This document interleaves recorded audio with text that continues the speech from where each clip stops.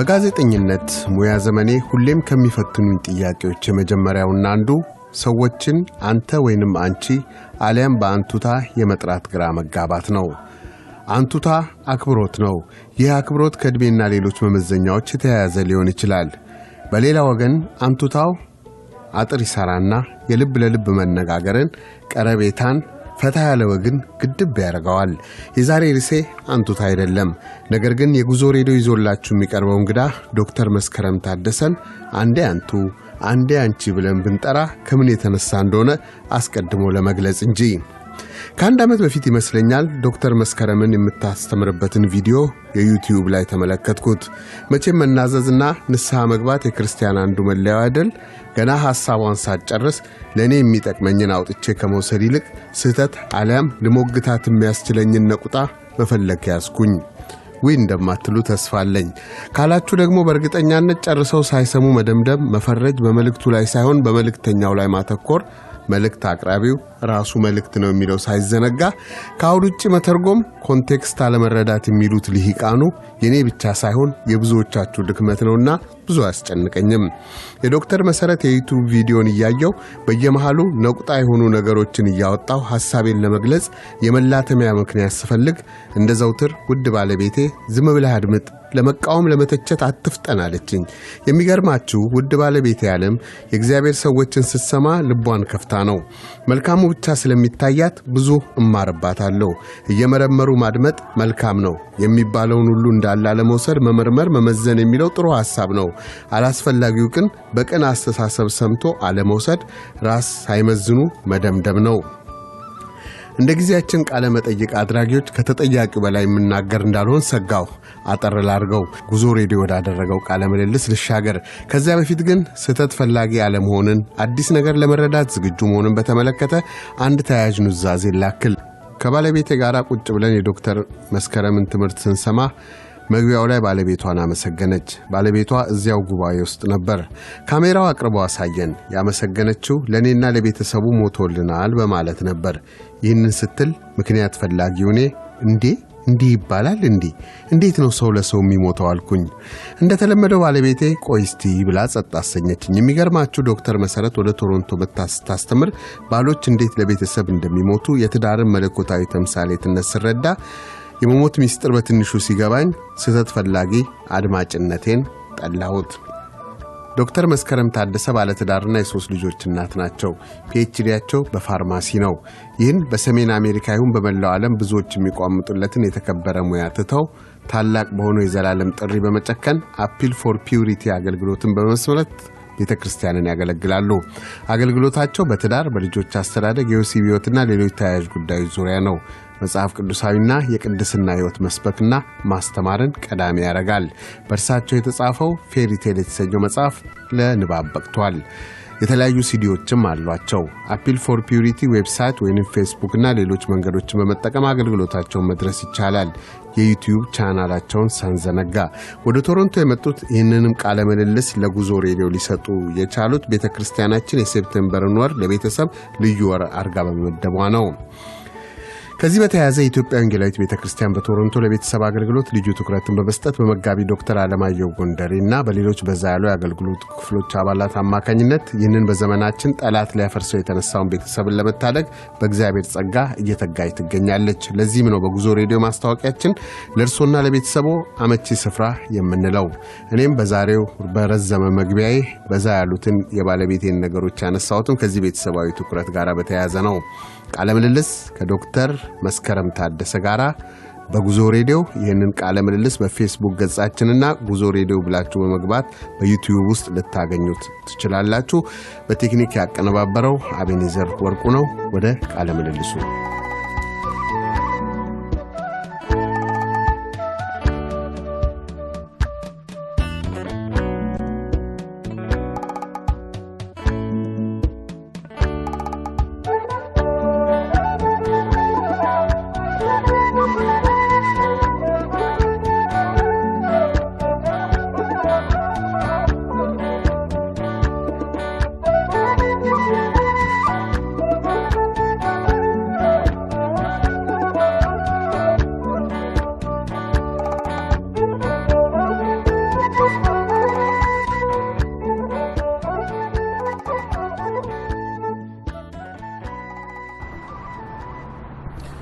እሺ አመሰግናለሁ ዶክተር መስከረም ታደሰ ለዚህ ለጉዞ ሬዲዮ።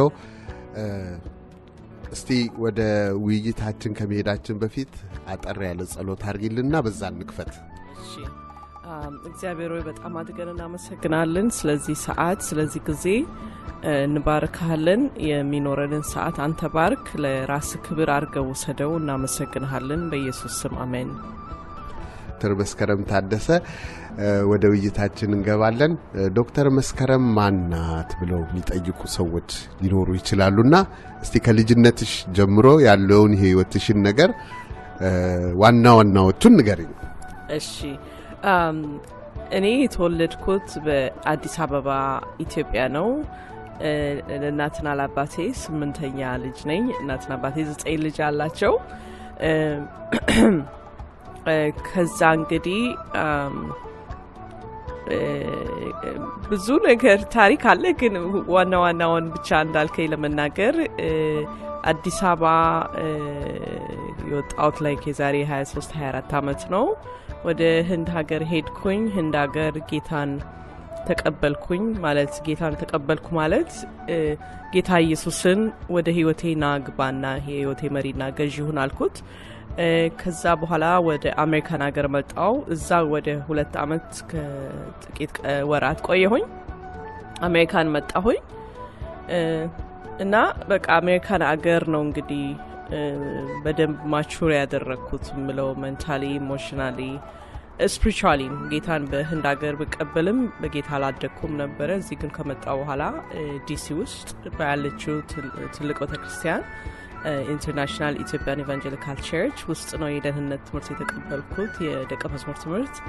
ከዛ በኋላ ያው ጌታን በህይወቴ በገባኝ መንገድ በገባኝ መጠን እያገለገልኩት ነው የቆየሁት። ያው ያገባሁትም የወለድኩትም እዛው ዲሲ ነው ማለት ነው። ምንድነው ጌታ ኢየሱስ ክርስቶስን ለመቀበል ምክንያት የሆነሽ ምንድነው ምክንያቱ? ባዶነት ይመስለኛል። የህይወት ትርጉም ማጣት ይመስለኛል። ልጅም ብሆንም ለዛን ጊዜ ቤተክርስቲያን ግን ጋብዘውኝ ይዘውኝ ሲሄዱ የምፈልገው ነገርን እንዳገኘው አውቄያለሁ እና በትክክል አይምሮዬ ባይገባው ምን ማለት እንደሆነ ግን ያስፈልገኝ እንደነበር አወቅኩኝና እንደው አንዳንድ ሰዎች አለ አይደለ በቃ እንዲሆኜ እንደዛ ሆኜ ይላሉ። ግን ታሪክ ከሌለህ ልጅ ኮንክ the only thing ማቀው በቃ የምፈልገው ነገር ነው ብዬ ነው የወሰድኩት ለህይወቴና ብዙም እዛ ላይ ትንምለው ነገር የለም። ጌታን ተቀበልሽ፣ ምን ለውጥ መጣ? ምን አየሽ? በፊት ከነበረው ጌታን ከተቀበልሽ በኋላ የነበረው ለውጥ ምንድነው? በጣም ነው የወደድኩት ጥያቄህን። ምክንያቱም ጌታን መቀበል ማለት እኔ እንደገባኝና እንደተረዳሁት መጽሐፍ ቅዱስን ሳነብ አዲስ ህይወት በህይወት ይጀመራል። አንተነትህ አይጠፋም፣ ይኖራል። ትናንት የነበረው የኃጢአት ፍላጎትም ሊኖር ይችላል፣ ግን አንድ አዲስ ሰው በህይወት ይወለዳል። ያ አዲስ ሰው ትናንት ያልነበረህን ዲዛይር ያለው ሰው ነው እና ጠዋት ተነስቼ እንደ ልቤ ተነስቼ ቁርሴን ልብላ ወደዛ ልሩጥ ምለውን አሁን ግን ጠዋት ስነሳ መጸለይ ፈልጋለሁ። ጠዋት ስነሳ ጌታን ማዋራት ፈልጋለሁ። እንደገና ይሄኛውንም ያኛውንም ማድረግ ፈልጋለሁ። የማረጋውን ተይ የሚል ነገር አለ። ሌላ ምርጫ፣ ሌላ ፍላጎት ይኖረኝ ጀመር እና ከትናንቱ ህይወትሽ ዛሬ ህይወትሽ በምን ተለየ? ጌታን ወደ ህይወትሽ ከጋበሽ ካልከኝ አሁን ሌላ ፍላጎት አለኝ። ምን አይነት ፍላጎት? በህይወቴ ጌታን ማመስገን፣ ጌታን ማምለክ፣ ጌታን ማክበር፣ የእግዚአብሔርን ፈቃድ የእግዚአብሔርን ቃል ማድረግ አልነበረኝም። ግን ቅድም እንዳልኩት የኃጢአት ፍላጎት አለ፣ ከኃጢአት ጋር ትግል አለ። ትግል አልነበረም ነበር ትናንት። ዛሬ ግን ትግል አለ። አልፈልግህም፣ እፈልጋለሁ፣ አልፈልግህም የሚል መጽሐፍ ቅዱስ ላይ እንደተጻፈው ማለት ነው። እና ትልቁ ለውጥ እሱ ነው። ህይወት አዲስ ህይወት መጣ። አዲስ ህይወት፣ አዲስ ጅማሬ ሆነ። ከዛ ጌታን ከተቀበልሽ በኋላ በሚመጡት አመታት አስቸጋሪ አልነበረም? ቀላል ነበር? ስሙዝ ነበር መንገዱ? እንዴት ነበር? ስሙዝ እንኳን ከክርስትና ጋር አይሄድም። ህይወቴ ስሙዝ ነው የሚል ሰው ካለ እኔ በግሌ እንደገባኝ ከሆነ ክርስቲያን አይደለም ብዬ ነው የምገምተው። እንዲያውም ጌታን ከተቀበልኩ በኋላ ነገሬ ሁሉ ተደበላለቀ። በቃ እንደው ትናንትና በሰላም እኖር የነበረው እስከ ማለትም ድረስ ደርሼ ነበረ። ግን ይሄኛው ረብሻ ትልቁ ነገር በውስጥ የማያቋርጥ የሰላም ምንጭ አለ እና በረብሻው መካከል በለቅሶው መካከል ደስታና ሰላም አለ። ይሄ ለአፍ ሳይሆን የምለው እውነተኛ ነው። ይገርምሃል ለእግዚአብሔር ቃል እንደሚለው ለቅሶ ማታ ይሆናል ይላል፣ ደስታ ግን በጧት ይሆናል። በቃ እና ልክ እንደ እግዚአብሔር ቃል ነው። ብንታገል ፈተና ውስጥ ብንገባ መውጫውን ያዘጋጀ አምላክ አለና ሆፕ ያለው ህይወት ነው ይሄ፣ ተስፋ ያለው በቃ ስትታገልም በውስጥ ደስ እያለ ነው የምትታገለው። ያ እንዴት ነው እስቲ ወደ ትዳር ህይወት የገባሽው? እስቲ እንዴት ነው ባለቤትሽን እንዴት ነው የመረጥሽው? እንዴት ነው ስለዚህ ንገሪኝ እስቲ። እሱም ረዘም ያለ ታሪክ ቢሆንም ግን ያው በጌታ አልነበርንም ሁለታችንም። እኔ ልክ ሃይ ስኩል እንደጨረስኩኝ የሱ እህት ጋር ክላስሜት ሆኜ ነበረ። ኮሜርስ ሄጄ ነበረ ዳይሬክትሊ ፍሮም ሃይ ስኩል እና እሷ አሜሪካን ሀገር መምጣት ነበረባትና በአጭር ጊዜ ውስጥ እሷ ስትመጣ መሸኛ ነበራትና መሸኛዋ ላይ ፓርቲ ምናምን ተደርጎ ሄድኩኝ። ለዛን ጊዜ ፎቶግራፍ ምናምን ተነስተን ነበርና በቃ ሄደች ብቻ አሜሪካን ሀገር እና ከአሜሪካን ደወለችልኝና ልክ ያለው ፎቶግራፋችንን እና ቤት ደውይና ተቀበይ ወንድም አለኝ ብርሃነ መስቀል የሚባል ወንድም አለኝ አለችኝ። እሺ ብዬ ደውዬ እንደዚህ የመንበረ እንትን ነኝ ጓደኛ ነኝ ምናምን ስለው ኦኬ አመጥቼ ልስጥሽ አለ። እሱ ነው ባሌ እና to make a long story short በቃ ፎቶግራፉን ሊሰጠኝ መጣ። በቃ ስልክ ቁጥሬን ሰጠሁት።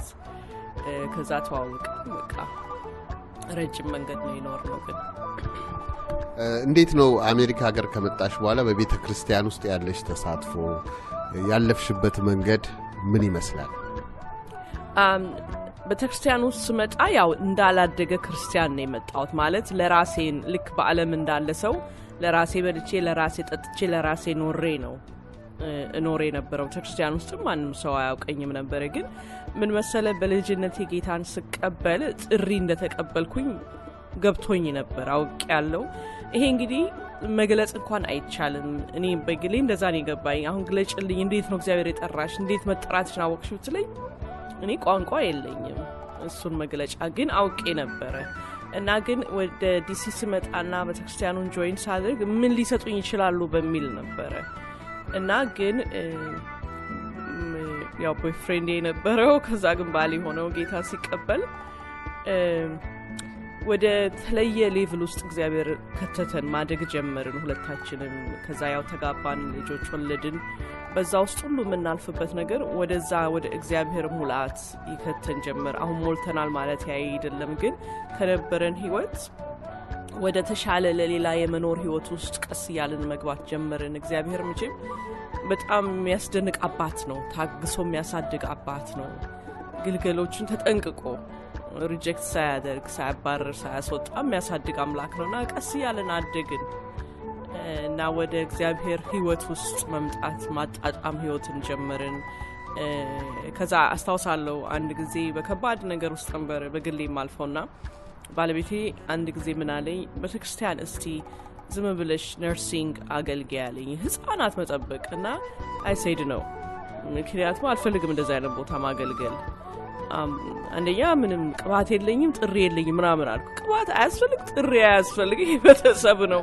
የምን ቅባት ጥሪ ነው? አነጋገሩ ይገርም። በጣም ጥበበኛ ሰው ነው። በጣም እግዚአብሔር በቃል ክኖታል፣ በጥበብ ሞልቶታል። እና ነው የእግዚአብሔር ቤት ማገልገል ማለት ቅባትና ጥሪ አይደለም፣ በቃ አካሉ ናት።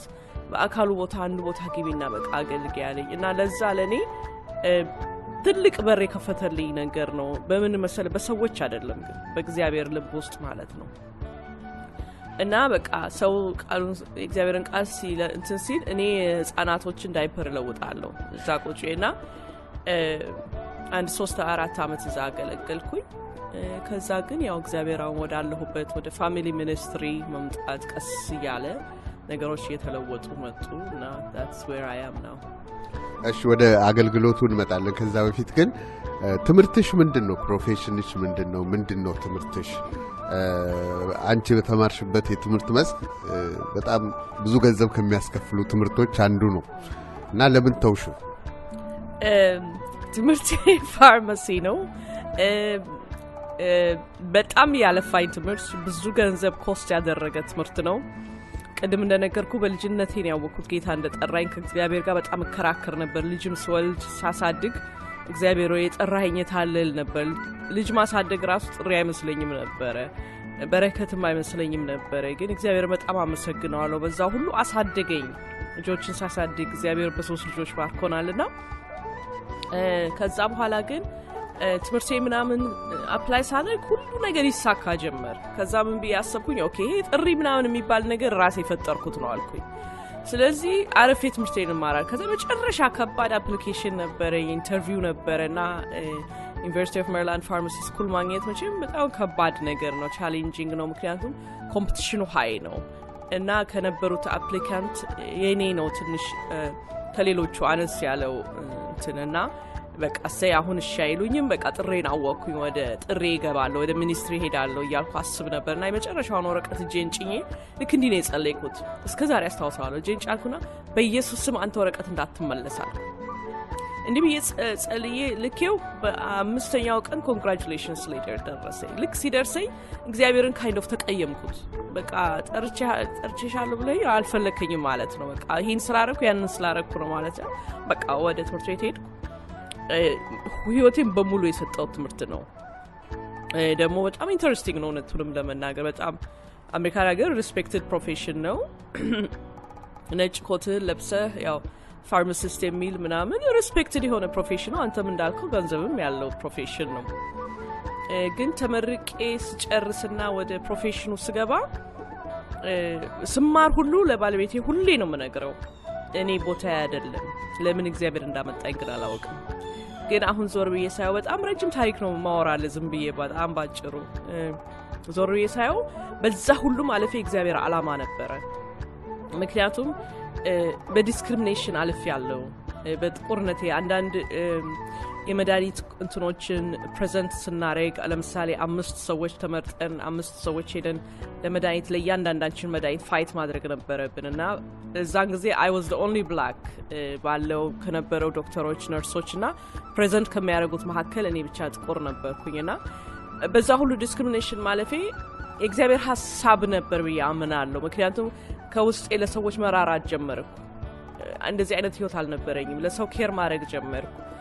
ያለፍኩበት ከባድ ነገር በሙሉ በውስጤ ጥሩ ካራክተርን አመጣ። ጥሩ ያልሆነውን ነገር ከኔ ወሰደ እና ያው 6 አመት ፕሮፌሽኔን ካገለገልኩ በኋላ ወደ 7ኛው አመት ስደርስ ውስጤ መንፈሴ ሁሉ አይምሮዬ ሁሉ ነገር አወቀ የመጨረሻ እንደሆነ እና በቃ መጨረሻ ቀን ኮቴን አውልቄ ደህና ዋሉ ብዬ ወጥቼ በቃ ወጣሁ እላለሁ። እና በቃ ሪስክ አላሳሰበሽም? እንዴት ነው የምኖረው? አሁን የተማርኩትን በሙሉ እንግዲህ ተውኩት። ከራስሽ ጋር አልታገልሽም? የረጅም ጊዜ ውሳኔ ነው፣ አንድ ቀን ውሳኔ አይደለም። አየ ስለዚህ ያ ሁሉ ትግል በውስጤ ፕሮሰስ ያደርግ ነበረ። ግን ጸጥ የሚል ደግሞ ድምጽ አለ በውስጤ፣ በቃ ዝም ያለ እረፍት ያለው ድምጽ አለና እሱን ነው በጣም አሁን ባለቤቴ ይላል ብዙ ሰው ሊያውቅ አይችልም፣ እኔ ግን አብሬሽ ስላለው አውቃለሁ። እና ጠዋት ተነስቼ ባለቤቴን እለዋለሁ ምን አለበት እንደሌሎቹ አብሮኝ እንደሚሰሩት ገንዘቡ ደስ ቢለኝ፣ ገንዘቡን ሳገኘው እሰይ ገንዘብ አገኘው ለምንድን ነው ማለለው? እኔ ደስታ የለኝም በዚህ ውስጥ፣ በገንዘብ ውስጥ አይደለም፣ ፕሮፌሽን ውስጥ አይደለም፣ እኔ ልቤ ሌላ ቦታ ነው ያለው እለዋለሁ። እና ያውቃል 7 አመት በዛ ውስጥ ሳልፍና ኖ አሁን ለጠየቀኝ ጥያቄ መልሴ ኖ ነው። ምንም ሪስክ ምንም ፍርሃት አልነበረኝምም፣ አሁንም የለኝም። የሚገርም ብዙ ሰዎች ምን ይላሉ፣ እኔ የተጠራሁበት ጥሪ ያለኝ ግን ጥሬን ለማውጣት እድል አላገኘሁም ወይንም የሚያየኝ ሰው የለም፣ አልተመቻቸልኝም፣ ቦታ አልተሰጠኝም ይላሉ። እንደዛ አይነት ነገር እስቲ በተመለከተ ካንቺ በተያያዘ ከራስሽ ሁኔታ በተያያዘ ምንድነው? በጣም ጥሩ ጥያቄ ነው። እንግዲህ ያው እንዳልከው ከራሴ በተያያዘ እኔ በገባኝ ነው የምናገረው። አገልጋይ በእግዚአብሔር የተቀባና የተጠራ ሰው ተቀብቻለሁ ተጠርቻለሁ የሚል አይደለም። ሰዎች ያገኙታል እንጂ እሱ ሄዶ ራሱን አያስገኝም ብዬ ነው ማምነው። ሰዎች ኦፖርቹኒቲ አልሰጡኝም ከሰዎች ጋር የተያያዘ አይደለም። ጥሪ ከእግዚአብሔር ጋር ነው። አየህ እግዚአብሔር ሁሉን አዋቂና ሁሉን ቻይ ነው። ላንተ ያንተ ዘመንና ሰዓት ነው፣ ያንተ አገልግሎት ጊዜ ነው፣ ያንተ መገለጫ ነው ሲል ማንንም በመሃል ሊገባ አይችልም። ስለዚህ አንተን ተጠርተህ ሰዓት ሆኖ ማገልገል ማንንም በምድር ላይ አንተን ማቆም አይችልም። መድረክም ማንንም የመስጠትና የመያዝ ችሎታ የለውም። እግዚአብሔር ነው። ይሄ አየህ የእግዚአብሔር መንግስት ስራ እንጂ የሰው ስራ አይደለም። አሁን የሰዎች ጥሩ ያልሆነ ባህሪ ተንኮል ምናምን የሚባለው ነገር አይሰራም ልትይ ነው ትለኝ ይሆናል። ይሰራል፣ እውነት ይሰራል። ግን ultimately የእግዚአብሔር የሆነው ብቻ ነው የሚጸናው። እና እኔ አላምንም እንደሱ ተጠርቼ ሰው በር ዘጋብኝ ምናምን አይመስለኝም። እኔ እንደገባኝ እኔ መድረክ ስጡኝ ብዬ ተከራክሬም አላውቅም፣ ወቁኝም ብዬም አላውቅም። እና ሌሎችንም እንደማየው ማንም እንደሱ ያለ ማቃቸው የተቀቡ በጣም መቀርባቸው ጓደኞች ማንም የለም። ሁሉም ፈርቶ ተደብቆ ነው ከዛ ውስጥ ነው እግዚአብሔር የሚያወጣው። እና ትክክል አባባል አይመስለኝም። ሰዎች በር ዘጉብኝ ተቀብቼ ነበር ተጠርቼ ነበር ግን እነሱ ናቸው አይመስለኝም። ከዛ ጎን ለጎን የተጠራንበትንስ ነገር የማወቅ ነገር አንዱ ያው በር እንትና ለምን ሁለተኛው ግን ለምንድነው የተጠራውት ምንድነው የኔ ድርሻ የሚለውንስ እንዴት ነው የሚለየው ሰው? እግዚአብሔር ቃል ላይ ለአንደኛው አንድን ታለንት ሰጠው ይላል፣ ለሁለተኛው ሁለትን ከዛ አምስት ሰጠው ምናምን ይላል። ያልተሰጠው ግን የለም። ስለዚህ በእኔ በተረዳሁት ያልተሰጠ ስጦታ የሌለው ሰው የለም። የተለየ ጥሪ የተለየ ሊሆን ይችላል። ሁሉ ሰው በአንድ በተወሰነ አገልግሎት ውስጥ ሁሉ ሰው ሊጠራ አይችልም። ስጦታ ግን ሁሉ ሰው አለው። ስጦታውን እንዴት ነው የሚያገኘው? እኔ በገባኝ መጠን ሰው የሚሰራው ነገር ለሱ እረፍትና ደስታ የሚሰጠው ሲሰራው ደግሞ ከሱ ያለፈ ሌላውን ሰዎች የሚጠቅም ነገር እሱ ስጦታው ነው ብዬ ነው ማምነው። እና ሰው በዛ ውስጥ ካልቲቬት ማድረግ ራሱ አሁን ለምሳሌ አንተ እንደ አይነት ነገሮችን ፋሲሊቴት ማድረግ በቃ ስጦታ ነው። ይሄ ልትክደው ማትችለው ነው። ስትሰራው ደግሞ ደስ ይልሃል። ያ በቃ አንተ የክርስቶስ አካል በዛ ውስጥ ነው በቃ ልትጠቅም የምትችለው። ሌላ ጥሪ ይኖራል፣ ኦፍ ኮርስ ሊኖር ይችላል። ሌላ ቅባት ታለንት ኦፍ ኮርስ ሊኖር ይችላል። ሱር ታይም እግዚአብሔር እየገለጠልህ ላንተም እየገለጠ ላንተም እያሳየ ይሄዳል። ሌላኛው ጥያቄ ምን ነበር? እና እንዴት ነው ማወቅ የሚችለው አንድ ሰው እኔ የአገልግሎት ቦታዬ ወይም የተሰጠኝን ነገር ማወቅ አልችልም የሚል ሰው እንደ አንዱ ምልክት ያው ደስ ሲሰሩት ደስ የሚያሰኝ ሌሎች ነገሮች አሉ ለማሳየት ይመስለኛል። ሌላኛው አየህ አሁን ሳይ እኔ ቤቴ ቁጭ ብዬ እኔ እኮ በጣም ጎበዝ ነኝ ስሰብክ ብል በራሴ አስተያየት ነው። አየህ ከእግዚአብሔር ሕዝብ ጋር አብሮ መሆን ታዲያ እሱ ነው ጥቅሙ። እንዴት መሰል አንተ ብቻ ሳትሆን አንተ የእግዚአብሔር መንፈስ በውስጥ ሊመሰክርልህ ይችላል። ግን የእግዚአብሔር ሕዝብ ደግሞ ምስክርነት በጣም አንገብጋቢ ነው። አካሉ ተጠቀምኩ ማለት አለበት ባንተ። እና እንዲያም አሜሪካኖች ሲናገሩ ሁለት ወይ ሶስት የማይተዋወቁ ሰዎች ስላንተ አንድ ነገር ካሉ አንድ አይነት ከሆነ እውነት ሊሆን ይችላል ይላሉ።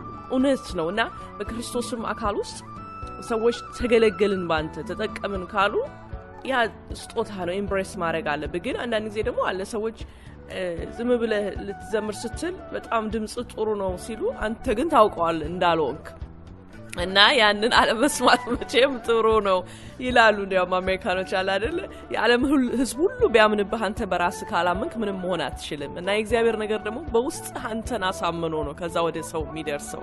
ሌላ ግን በዚሁ አጋጣሚ መናገር የምፈልገው ነገር አለ። መቀባትና በእግዚአብሔር መጠራት ከችሎታ ጋር የተገናኘ አይደለም። ይሄ ምን ማለት መሰለህ? አንድ ሰው ለምሳሌ በጣም ቆንጆ ድምጽ ሲኖረው ተቀብቷል እንላለን። እኛ ግን የወደድነው ድምጹን ነው። ለምሳሌ ሙዚቃ ልብን የሚነካ ነው። አሁን ጌታ ኢየሱስን የማያከብር ሙዚቃ አንዳንድ ልብ የሚነካ የለም። ያንተን አላውቅም። እኔ በጣም ልቤን የሚነኩኝ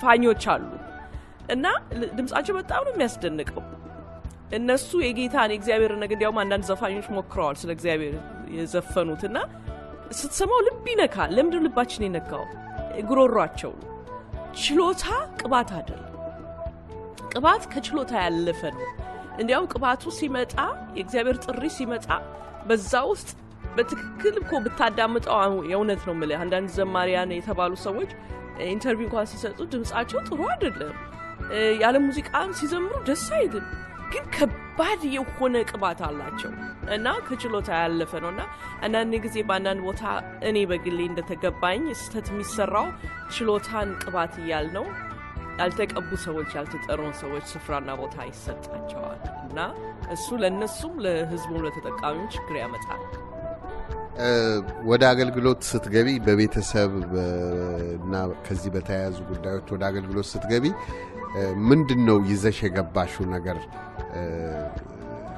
ማዕከላዊ የሆነ ምን ነገር ነው ምን አበረክታለሁ ብለሽ ነው የገባሽው በጣም ጥሩ ጥያቄ እኔ በህይወቴ አሁን በቀረኝ ዘመኔ ምን ያህል እንደምኖር በመድር ላይ ባላውቅም በቀረኝ ዘመኔ ግን ለህዝብ መስጠት ምፈልገው እኔ ያላገኘሁትን ነው ለወጣቶች መስጠት ምፈልገው ለተጋቡ ያንግ ካፕልስ መስጠት ምፈልገው እኔ የሌለኝን ወይም ሊኖረኝ የማይችለውን ወይም ሊኖረኝ እድሉን ያጣውበትን ስለዚህ በህፃንነቴ በልጅነቴ እኔ ስለ ሴክሹዋል ነገር በጣም ምጠይቅ ሰው ነበርኩኝ ግን መልሶች አልነበሩ ስለዚህ በገባኝ መጠን በቃ በፊልም በፊክሽን ምናምን በጣም አጠናለሁ በቃ ያው እግዚአብሔር ነው የሚያቆመች መንገዳችንን ለምን እኔ መንገድ እንደዛ እንደሆነ አላውቅም እስከዛሬ ግን በቃ ማነባቸው ነገሮች ሁሉ ወደዛ ያንን ነገር የሚናገሩ ናቸው ይሄ እንግዲህ እንዲስል ብዙ ሰዎች ሚላሉ ወጣት በሙሉ እኮ በዛን እድሜ በ12 በ13 በ14 አመት እድሜ ሁሉ ወጣት ታሪክ ነው ግን የኔን አስተውየልኝ ብትል አሁን ባለቤቴ ይለኛል የመጣሽበት መንገድ እኮ ለማያስተውል ሰው ጥሪሻ ያከራክርም ይላል ምክንያቱም መጽሐፍት ቤት እንኳን ሄጄ ትልቅ ልጅም ሆኜ ሃይ ስኩል ግራጁዌት አድርጌ ሁሉ መጽሐፍት ቤት ሄጄ የሱን ጥያቄዎች ነበሩኝ የማያልቁ ጥያቄዎች እና አሁንም አሉኝ ግን እነዛም መልሶች ባገኝ ኖሮ እንደ እግዚአብሔር ቃል ሰው ቢነግረኝ ኖሮ ሴክሹዋል ኢንቲሜሲ ወይም ሴትና ወንድ ግንኙነት እግዚአብሔር የፈጠረው ለትዳር ውስጥ ነው በትዳር ውስጥ የፈጠረበት ምክንያት ይሄ ነው እኛን ይጎዳናል ከትዳር ውጪ በዚህ መንገድ ይጎዳናል የሚለኝ ሰው ቢኖር እኔ በተፈጥሮዬ የተነገረኝ ኢንስትራክሽን የመከተል ቴንደንሲ አለኝ እና እከተል ነበር ብዬ ወደ ኋላ ሳየው አዝናለሁ የኔን ህይወት ስመለከተው ማለት ነው ትንሽ ላቋርጥሽና እንደው ምን አይነት ጥያቄዎች ነበር የምትጠይቂው ምን አይነት ለምሳሌ ለምንድነው ሴክሹዋል ዲዛየር ያለኝ እኔ በ12 አመቴ ለምንድነው ስለ ወንድ ልጅ ማስበው ለምንድነው የሴክስ ነገር ግድ የሚለኝ እንደገና ደግሞ ለምንድነው እንደ ልቤ ማልወጣውና ወንድ ልጅ ጋር መሄድ ማልችለው እንደገና ራሱ ሴክስ ምን ማለት ነው ምንድነው እንዴት ነው የሚደረገው አሁን እሱ በጣም እናት እዚህ ለኛ ብዙ መልስ ነበሩ ከሰዎች የምሰማው አሁን ለምሳሌ አንድ ያገኘሁት መልስ በቃ ሴክስ ማለት ወንድና ሴት ጎን ለጎን ቁጭ ሲል ነው አሉኝ እና ኦኬ ጎን ለጎን ቁጭ ነው ግን እንዴት ነው ሴት ልጅ የምታረግዘው ስል ይተኛሉ ግን አይኒው እንደመሱ እንዳልሆነ ግን ደግሞ ሰማለው ትልልቆች ሰዎች ስለሆኑ እና ይገርማል ልጆቼ ከ4 አመታቸው ጀምሮ ነው ማስተምራቸው አሁን ምንም አብሮ መተኛት ቁጭ ማለት የለም በትክክል በእድሜያቸው ልክ ነው ማስተምራቸውና የወንድ ልጅን ተፈጥሮ ደግሞ በጣም ማወቅ ፈልግ ነበር የወንድ ልጅ ሴክሹዋል ተፈጥሮ ምንድነው ባንጎል ውስጥ ያለው በጣም ግድ ይለኛል አይገርምህም ባለቤቴ በጣም የሚያስቀው እኛ 7 ሴቶች ነን አየህ ቤት ውስጥና የወንድ ልጅ ተፈጥሮ በጣም ያሳስበኛል ምንድነው እኔ ወንድ ልጅ እንዲያየኝ ስፈልግ እሱ ደግሞ ሲያየኝ ምንድነው የሚያስበው እሱ የሚል በጣም አይነው በጣም ይደብ ቤተሰቦችን ወይ በአካባቢ ያሉትን ሰዎች አልጠየቅሻቸውም አየህ አሁንም ቢሆን ሴክሹዋል ነገር ታውቃለህ ታቡ ነው ማንም ሰው እንደ ልቡ አይጠይቅም ግን እኔ የመጨረሻ ልጅ ስለሆንኩኝ አባቴ በጣም ኃይለኛ ሰው ነው ትልልቅ እህቶቼ በጣም ተደብድበዋል ምናምን በእኛ ደረጃ ሲደርስ ግን ያው የላላበት ሰዓት ነበረና ይቺ ልጅ እኮ በጣም ብዙ ጥያቄ ነው የምትጠይቀው ይላል እና አንዳንድ ጥያቄ ስጠይቀው ወይ ግሩም ይቺ ልጅ እንደው ያረጀ ምን ነበር ቢል ያረጀ አንበሳ ነው ምናምን ይልና ተርትብኝ ነበርና ግን አይ ችግሩ መሰለ አንዳንድ ሰው አንቺ ልጅ በቃ ልክ ነጭ አገር እንዳደገ ሰው ነው ብለውኝ ስቀው ነው የሚያልፉት እንጂ መልስ ውስጤ ግን ይቃጠል ነበር there should be an answer ለዚህ ሁሉ ጥያቄ መልስ መኖር አለበት የሚል ነበርኝና ነው ጠይቅ ነበር ግን ደግሞ ያው መጠየቅ አትችልም ዲቴል አድርገ አሁን እንደ ኢትዮጵያ ባለው ማህበረሰብ ምን ይተበቃል ማለቴ አንቺ መልስ ላታገኝ ትችላለሽ ብዙ ደግሞ ሌሎች መልስ ማያገኙ ሰዎችም ሊኖሩ ይችላሉ ማንን ነው ብሌም የምናደርገው ማንን ተጠያቂ ልናደርግ እንችላለን ይሄ ማህበረሰቡ ነው ማን ነው ተጠያቂ ሊባል የሚችላል አሁን ለምሳሌ እኔ የኖርኩበትን ቤተሰብ እናቴን አባቴን እህቶቼን ወንድሞቼን መክሰስ አልችልም በጣም የሚገርም ነገር እንዴት ብትለኝ አያውቁትም ከየት ያምጡ አየ አባቴ ማንም ቁጭ ብሎ አላስተማረውም በገባው ነው የሄደው ስለዚህ ማን ይከሰሳል ማንም መከሰስ አይችልም ማንም መከሰስ የለበትም እንዲያውም ቢግ ፒክቸሩን ኢው ካልከኝ እኔ ዛሬ በደረስኩበት የገባኝ የሰይጣን ስትራቴጂ ነው ይሄ ኢግኖራንት ማድረግ ሰውን የገባው ሰው ደግሞ እንዳይናገር አፉን መለተም ይኸውልህ ለምሳሌ ብዙ ሰው ከሚስቱ ሌላ ወይም ካላገባት ሴት ሌላ ጋር ሲተኛ ደስተኛ በቃ በተለይ ክርስቲያን የሆነ ሰው ደስ ያለው ነው የሚገባው የሚወጣው ማለት ውሸት ነው ማለት መጽሐፍ ቅዱስ አይለውም ደስ አይለውም ግን አፉን ከፍቶ ይሄ ነገር ትክክል አይደለም ካለ ራሱን ሊሆነጅል አየ ስለዚህ ምንድነው ኦልተርናቲቭ ዝም ማለት በቃ ስለዚህ እኔ የሰይጣን ስትራቴጂ ነው ብዬ ነው የማየው አሁን ሳየው አንደኛ ኢግኖራንት ያደርገናል ሁለተኛ የምናውቀው እንኳን ትንሽ ነገር ካለ እንዳንናገር አፋችንን ይለጥመዋል አሁን በዚህ በሰሜን አሜሪካ ላለን ተጋቢዎች ሰዎች ወደ ልጆች ሄዳለው በኋላ ተጋቢ ሰዎች አንቺ ባሳለፍሽው የአገልግሎት ጊዜሽ በጸሎትሽ መንፈስ ቅዱስ በሚነግርሽ ዋንኛ መልእክት ብለሽ የምታስቢው ነገር ምንድነው የተጋቡ ሰዎች መቼም ያው አንደኛው አገልግሎቴ በተክርስቲያን ውስጥ የሚጋቡ ሰዎች ማስተማር ነው ትዳር ጨዋታ አይደለም ትዳር ትልቅ ትርጉም ያለው እግዚአብሔርን የወንጌል ማህተም የያዘ እግዚአብሔር የሰራው ሶሳይቲ ያበጀው ነገር እንዳልሆነ ባል ምን ማለት እንደሆነ መጽሐፍ ቅዱስ ላይ ተጽፏል ሚስት ምን ማለት እንደሆነች ምንድነው ሮሏ የሚስት ደግሞ መታሳየው መንፈሳዊ ፒክቸር ምንድነው ይሄ ሁሉ መጽሐፍ ቅዱስ ላይ ተጽፏልና ዛሬ አሁን በልቤ ላለው ለሚቃጠል ነገር ለሚጋቡ ሰዎች መጀመሪያ የትም ቢሆን አንዳንድ ሰዎች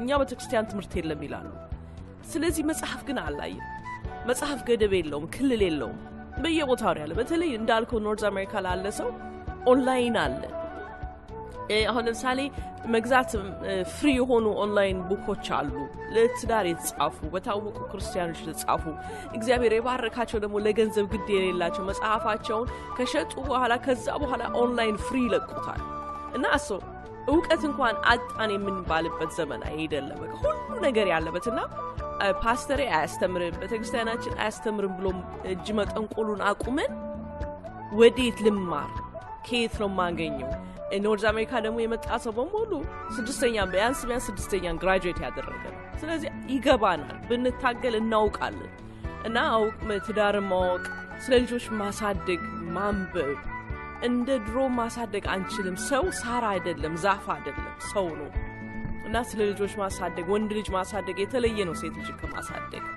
እና እኔም አሁን እያሳደግኩ ነውና እኔም ራሴ ታገላለሁ ልጅ ማሳደግ ምክንያቱም የሚመጣብኛል ከልጅነቴ ያሳደግኩት በተንደንሲ ጸጥበል መመለስ አልችልም ምናምን የሚል ነገር በሱ ማሳደግ አንችልም እና እሱ ነው ዋና ልናገር የምፈልገው በቃ ራሳችን ማስተማር አለብን በተፈጥሮ እናውቀዋለን ምን ያህል ያስፈልጋል እንደው የሚልም ትንሽ መዘናጋት አለ እስቲ እዚህን አደጋ ነገር ሁሉ ነገር ብዙ ጊዜ የምናየው ቴንደንሲ ነው እሱ በተለይ በእኔ አገልግሎት አሁን ለምሳሌ አንዳንድ ሰዎች ስለ ሴክስ ምንም ትምህርት አያስፈልግም ምን አዳምና ሔዋንን እግዚአብሔር ቁጭ አድርጎ ክላስ ሰጥቷቸዋል የሚል ነገር አለ። በጣም ልክ መጀመሪያ ስትሰማው እውነት ይመስላል፣ ይገርምሃል። እውነት የሚመስሉ ናቸው እውነትን የሸፈኑብን።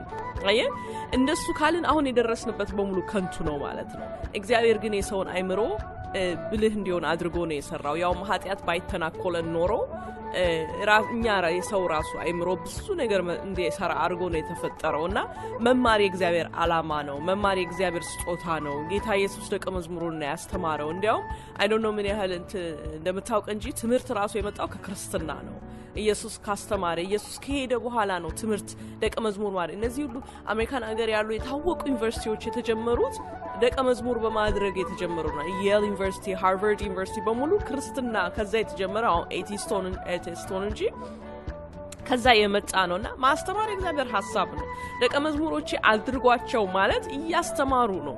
አየና ማስተማር የእግዚአብሔር ሐሳብ ማስተማር መጽሐፍ ቅዱሳዊ ትምህርት ነው እና ነው መማር አለብን። እንዲያውም የማናቀው ነገር ነው ወርሶ አይምሮአችንን በሙሉ ጨለማ ውስጥ ከተተን። እግዚአብሔርም ቃል ይላል ሕዝቤ ዕውቀትን ከማጣቱ የተነሳ ጠፍቷል ይላል እና ነው መማር አለብን። በሁሉም ኤሪያ መማር አለብን።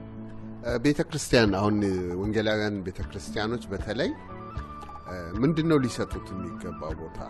ከቤተሰብ ጋር በተያያዘ ከልጆች አስተዳደግ ጋር በተያያዘ ከወጣቶችም ከሚጋቡትም ጋር ለመጋባት ከሚያስቡት ጋር በተያያዘ ምንድነው መልእክትሽ ለቤተክርስቲያኖች? በግሌ መቼም ቤተክርስቲያን እንዴት አያታለው መሰለ፣ ቤተክርስቲያን እንደ ቤት ብናያት ቤቱ ለምሳሌ በብሪክስ የተሰራ ቢሆን እያንዳንዱ ብሪክ ማለት ፋሚሊ ማለት ነው። ስለዚህ ፋሚሊ ከፈረሰ ቤተክርስቲያን የለች፣ በቃ የለች። ቤት ውስጥ ክልል ሰርተን ብንሰበሰብ ዝም ብሎ ጩኸት እንጂ ቤተክርስቲያን ስራ አይሰራም። አንድ ሰው በቤት ውስጥ ቤተክርስቲያን አለች። ቄሱ ማን ነው? ካህኑ ማን ነው? ባል ነው። ከዛ በኋላ ሚስት አለች፣ ከዛ ልጆች አሉ። ያ ካህን በዛ ቤት ውስጥ መኖሩ ጥበቃ ነው ለዛ ቤተሰብ። ለሱ ቤተሰብ ብቻ ሳይሆን ለሌላኛውም ለጎረቤቱ ቤተሰብ ጥበቃ ነው። ለምን? ይሄ ካህን ሌላ ቤት ሄዶ የሌላን ሴት አይነካም። በቃ እዚህ ቤት ካህን ነው። እሱ ብቻ አይደል፣ ልጆቹ ይጠበቃሉ። ስለዚህ እነዚህ የተጠበቁ ቤተሰቦች እዛ ሲሄዱና ሌላ ከተጠበቀው ጋር ሲመጡ እውነተኛ የሆነችዋ ቤተክርስቲያን ትሰራለች። አየህ፣ ስለዚህ ቤተክርስቲያን ከመቼውም ይልቅ ዛሬ ያው ታውቀዋለህ፣ አሜሪካንም ካናዳም ቤተሰብ የሚባል ነገር መፍረስ አለበት ብሎ ተነስተዋል። በዚህ በተነሳ ጊዜ ቤተክርስቲያን ዛሬ ሬሌቫንት የምትሆነው ለዚህ ላለንበት ኤራ ሬሌቫንት የምትሆነው ቤተሰብን ፎከስድ የሆነ ሚኒስትሪ ሲሆን፣ ልጆችን ፎከስድ የሆነ ሚኒስትሪ። ለምሳሌ ዲቮርስ ኢዝ ኤቭሪዌር። ስለዚህ ስለ ዲቮርስም ማስተማር አለብን። ዲቮርስን እግዚአብሔር ለምን ነው የሚጠላው? ዲቮርስ ያደረጉ ሰዎችን ደግሞ እንዴት ነው ሳፖርት የምናደርገው? እንዴት ነው መልሰን እንደገና የምናቀናቸው? ፎከስ ይሆንና ስለ ሜሬጅ ትምህርት አሁን ለምሳሌ ስለ ሜሬጅ ትምህርት መድረክ ላይ መሰበክ አለበት። ለማንም ሰው መነገር አለበት ትዳር ምን እንደሆነ እና ፎከስ የሆነ ምን ቀን በቀን ስለ ሴክሹዋል ኢንቲመሲ ቀን በቀን ስለ ትዳር ስለ ልጅ ማሳደግ ማስተማር ኮንስትራክቲቭ ነው ብዬ አላምንም፣ ግን ፎከስድ የሆነ መሆን አለበት ብዬ አምናለሁ። ፋሚሊ ሚኒስትሪ ያለው ፋሚሊ ሚኒስትሪ ሬኮግናይዝድ የሆነ ፋሚሊ ሚኒስትሪው ብዙ ጊዜ ቸርች ውስጥ አክቲቪቲ ያለው መሆን አለበት ብዬ አምናለሁ። በውጭ ላሉ ሳንድ ኦብዘርቭ ያደረኩት ነገር የተመለከትኩት ነገር ብዙ ወደ ቤተክርስቲያን የማይመጡ ሰዎች ከልጆች ጋር የተያያዙ ነገሮች ሲነሱ ጆሮአቸው ይከፈታል። ቤተክርስቲያንስ ምንድነው ማበርከት የምትችለው? ለምሳሌ እኛ ማህበረሰባችን በቋንቋችን ምንድነው ማድረግ የምትችለው? የሚባልም ነገር አለ አሜሪካን ሀገር ውስጥ ሰውን መያዝ ከፈለክ በልጁ ናበት የሚባል ነገር እውነት ነው። የልጅህ ነገር ሲባል ጆሮን ትሰጣለህ። አሁን ለምሳሌ እኛ አካባቢ እኔ የምኖርበት አካባቢ አንድ ቸርች አሁን በጣም ሰክሰስፉል እየሆነች ነው እና በቀደም አንዳንድ ሜምበሮቻቸውን በሆነ ምክንያት አግኝቼ ሳዋራቸው እኛ እኮ እዚህ ቸርች ነበርን፣ ግን አሁን እዚህ ቸርች ለመጣን መሰለሽ አበሾች ናቸው። አሜሪካን ቸርች ናት እቺ ሰክሰስፉል እየሆነች ያለችው ቸርች።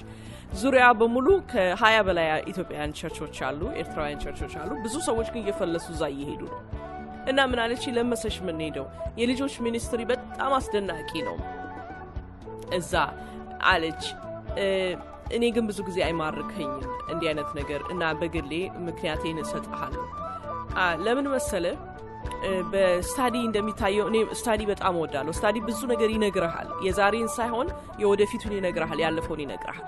ስለዚህ ስታዲዎች ሲታዩ ዛሬ አሁን ባለንበት የክርስቲያን ልጆች ልክ ሃይ ስኩል ጨርሰው ኮሌጅ ሲገቡ ቁጥር ልሳሳት ይችላሉ፣ ግን አፕሮክሲሜት አድርጌ ልናገር ወደ 70% የሚሆኑት እምነታቸውን ይተዋሉ።